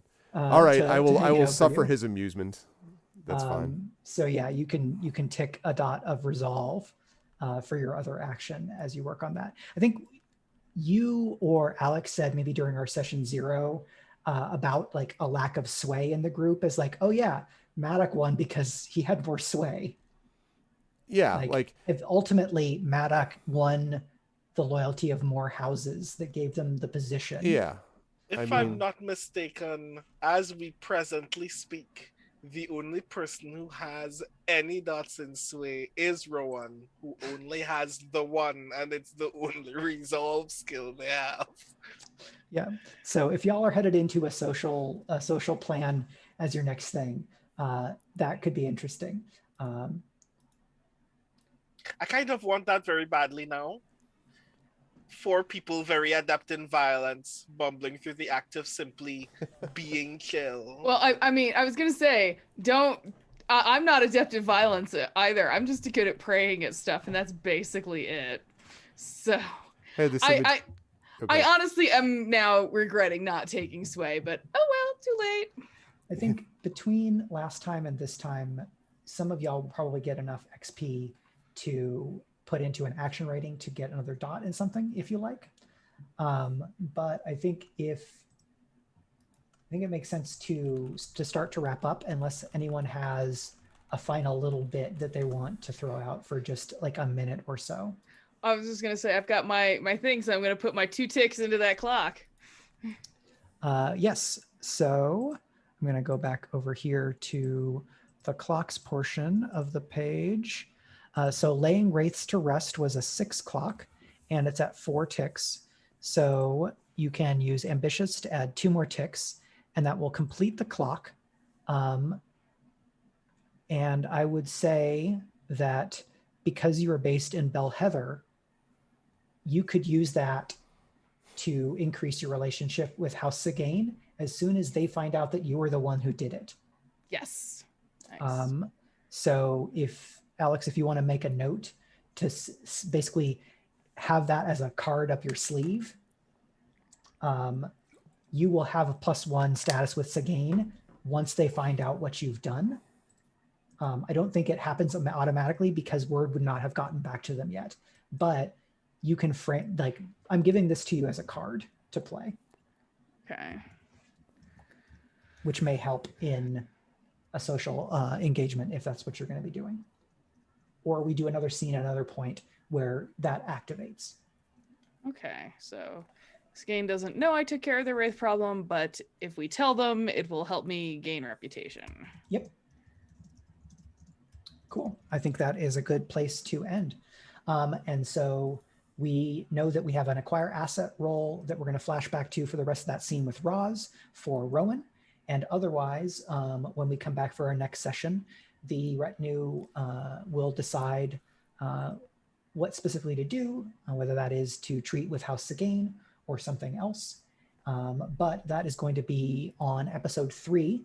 And we are going to wrap for this episode of Splendor and Shadow for Speculate's miniseries. And I want to say thank you so much to everybody who is watching, both live and the folks who are in chat right now. We really appreciate seeing y'all react to what we're doing. It's really fun to have that live audience energy. As a social monkey person who likes being in crowds and who likes performing for people, this is as close as I can get in any functional way because outdoor theater is fairly limited where I live. And this is much easier to organize because then I can play with my friends across the world. So thank you from me on that. And I want to say thank you to my lovely players. Downtime is interesting because you can do downtime really fast if all you want is to achieve the mechanical things. It comes to life when we make scenes and when people bring their aesthetic interests to it. And I think that was really fun to see how y'all want to frame scenes, what you want to do, how the mechanics and the fiction that you're making are interacting, which is really cool. So I will ask that we do a quick round of outros where folks who are watching now and later on can find each of you and the stuff that you do. And then I will throw back to Greg to wrap us. So Alex, do you want to start? Sure. I have been Alex Acks, your Splendor. You can find me at my website at katsudon.net, on Patreon at katsudonbury, where I write about like movies and stuff and the books I'm reading, things like that, or on Twitter at katsudonbury. You might have noticed a theme here. And I write books, so you should buy my books. One of them is called Hunger Makes the Wolf, and it's about motorcycle mercenaries on a desert planet. I'm very biased, but that book is amazing. The title is also really awesome. I don't know, someone on this Zoom helped come up with it, or actually No. did come up with it because I'm fucking terrible with titles. I surfaced the line that you had already put into the book. So I was just the psychopomp for that title. It's all Mike's credit. Well done. All right, DongWon. Hi, I'm DongWon Song. You can find me on Twitter at DongWon, DONGWON. And I have a newsletter where I talk about publishing stuff called Publishing is Hard. And that's at publishingishard.substack.com. Okay, Brandon.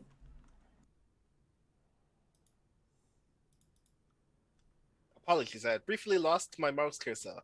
Hi, everybody. I'm Brandon O'Brien. I have been your outlaw this evening.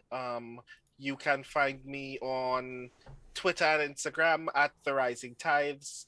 My website, brandonobrien.space, where I also have a form for my newsletter, Brandon O'Brien's Afternoon Tea, where I talk about random media stuff and also cute animated kitties from iOS phone video games. And you can also find me on this channel. This coming Sunday, I will be GMing yet another session of Sound Clash The Clampdown, which will be really, really cool. And I hope to see you there as we engage in more musical shenanigans using the Blades in the Dark system. So yeah. Cool. And I've been your GM, Michael R. Underwood, one of the co-hosts on Speculate, along with Brandon and Greg. Thank you again to everybody. You can find my writing and such at michaelrunderwood.com. I do a lot on my Patreon, including essays on the business of publishing, craft of writing, some stuff about role-playing games. And you can find that at patreon.com/michaelrunderwood. I am teaching a class on emotional storytelling in action scenes for Cat Rambo's Rambo Academy. That's on April 18th at 1 to 3 p.m. Pacific time. You can check that out at kittywumpus.net. And I'm gonna just grab the link and throw it into chat to make that easier.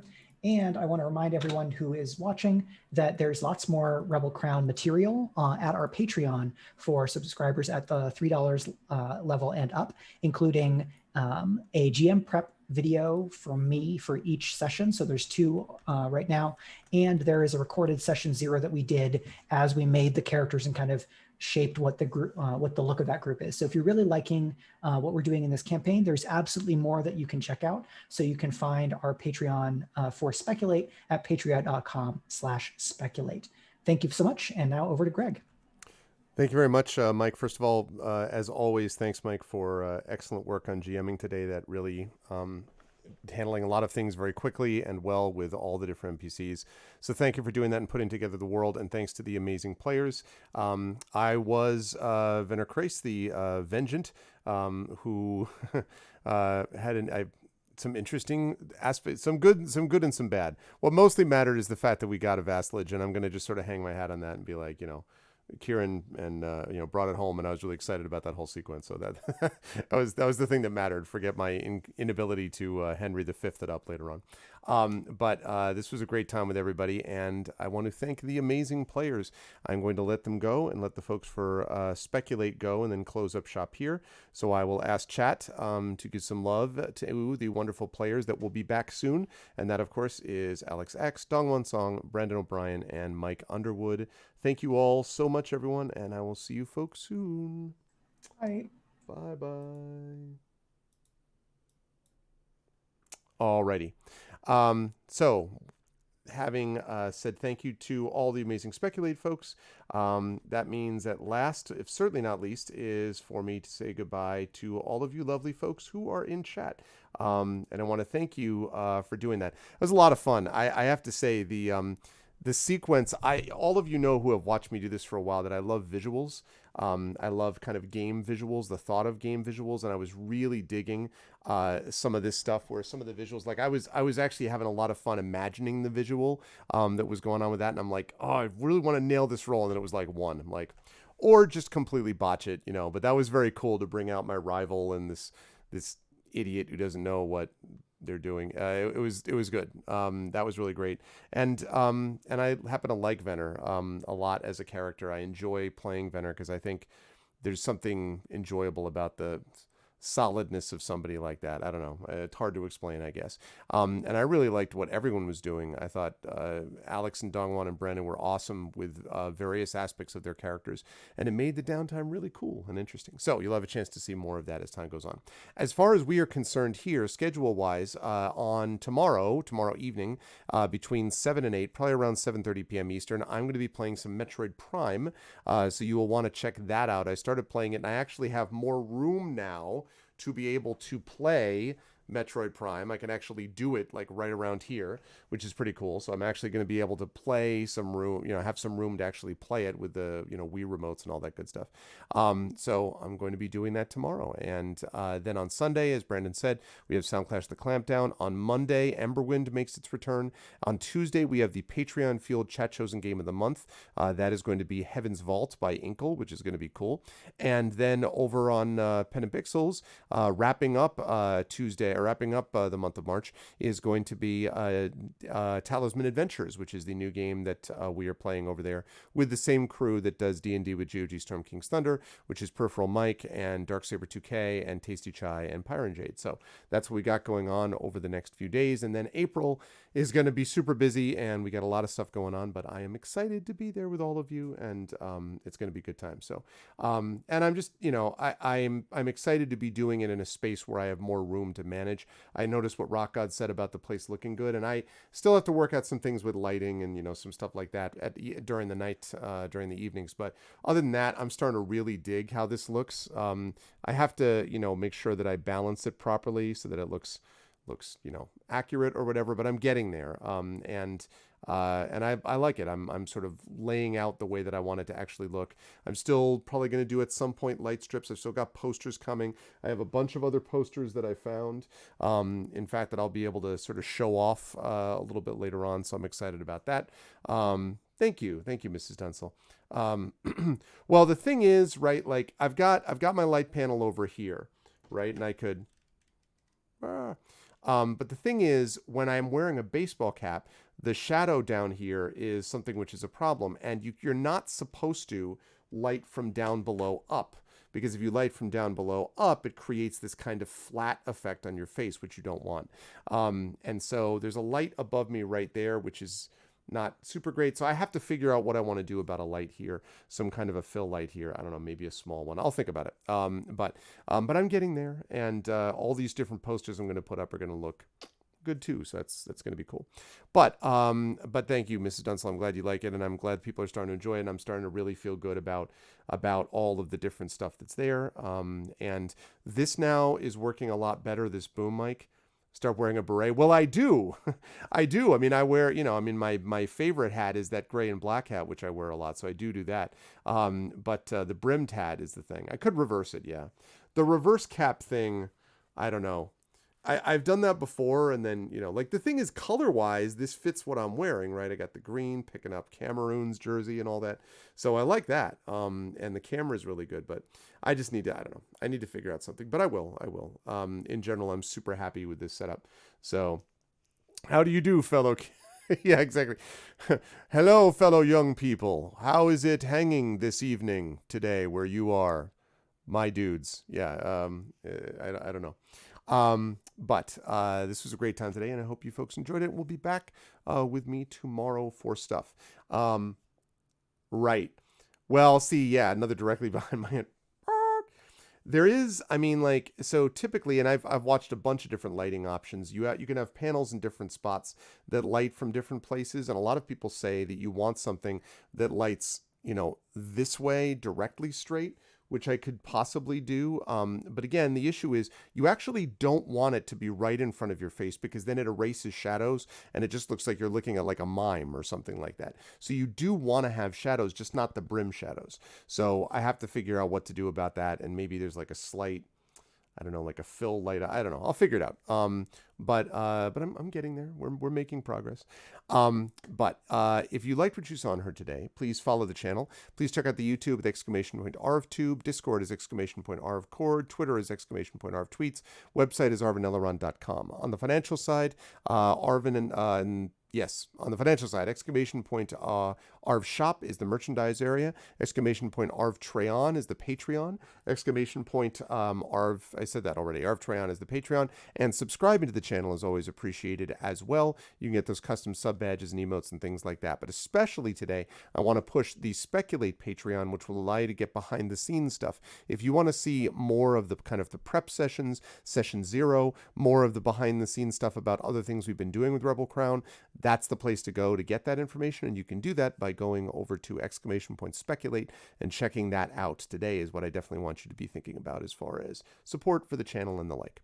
On the publishing side, Icarus is my Icarus graphic novel. I am very excited that this, specifically this, is a finalist in the IBPA. That's the Independent Book Publishers Association 33rd Annual Benjamin Franklin Awards. This is a finalist, one of 3 finalists in the graphic novel category, which is super, super exciting. It means that I am at least a silver medalist here, this book is, and it means that we'll find out in May as to whether it's a gold medalist, which would be really awesome. But even so, before I know anything else, I know that I'm a medalist in this, and that's awesome, and it will obviously be a big help in promoting the book and other stuff. So it's a big deal, and I'm super excited about it. So thank you to the judges at IBPA. There were 1,750 entries, I think, across all the categories. Now, there are a lot of categories, but it means that there were a number of entries in graphic novels as well. So that's cool. So thank you to those of you who did this, and of course, thanks to Acela Fabio, the artist. Thank you to Chris Suda, the lettering and layout person. Thank you to Keith DeCandido for the great script.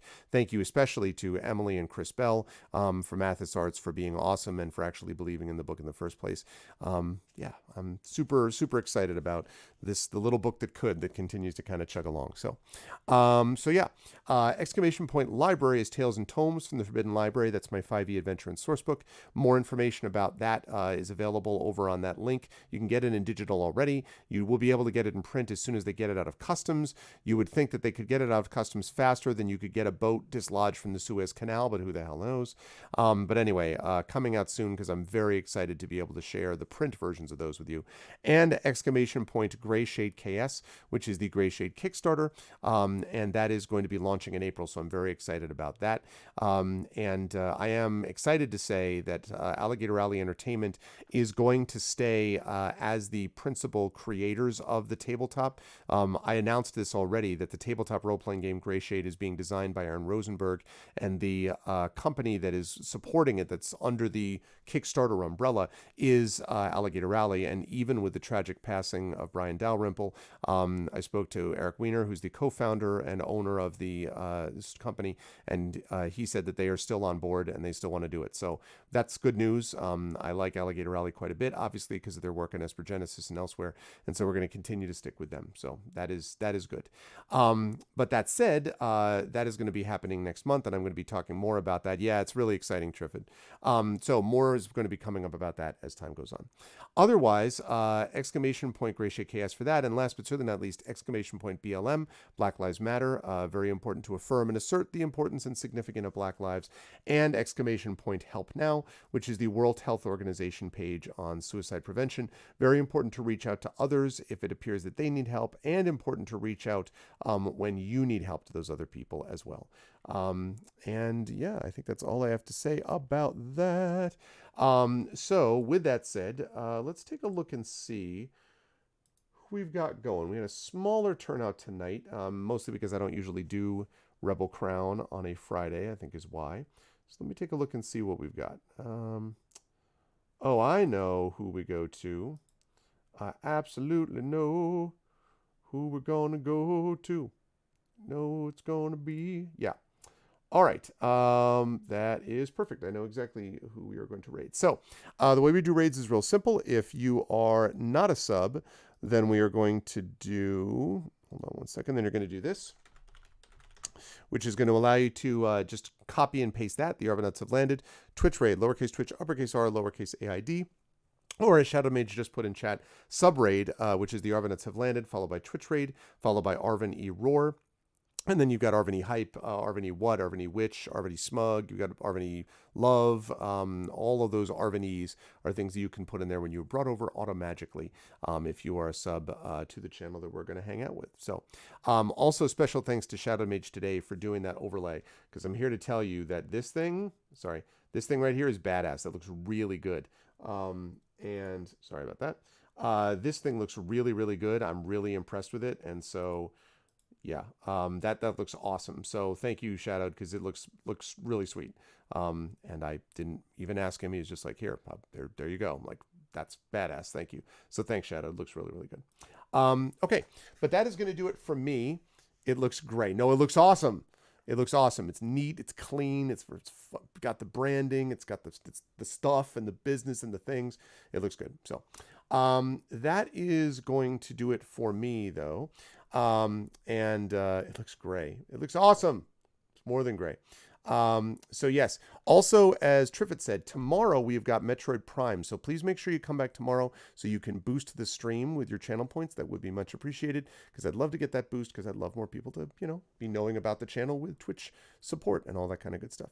Thank you so much to all of the wonderful people who made this a great stream today. Thank you to my wonderful mods, Dragon Spear, Rock God, Shadow Mage, Triffity Mats, of course, the Rising Tides. Thank you so much to my Patreon supporters and to my subs in that group, Dragon Spear, Rock God, Shadow Mage, Triffity Mets, JLC, Mrs. Dunsel, Prince Justin, and Turbo Tango. Thank you so much to all of them. Thank you so much to my viewers, Aiden, Axeman, Bible Thumps Casino, thanks, Crit Twitch, Izobay, Foxy Fresh, Have This Too, Ice Wizards, Live Suing, Silly Gnome, thank you to Toddy, thank you to Violets TV, and thank you to Wookie Cookie 64. And thanks as well to the players. Thank you to Alex Acks, thank you to DongWon Song, thank you to Brandon O'Brien, and special thanks to Mike Underwood, who did a great job as GM of Rebel Crown. That is going to do it for me, and I will see all of you lovely people Saturday evening for some Metroid Prime. Until then, you know the drill. Everyone be good to each other. Stick around for the raid. Bye for now.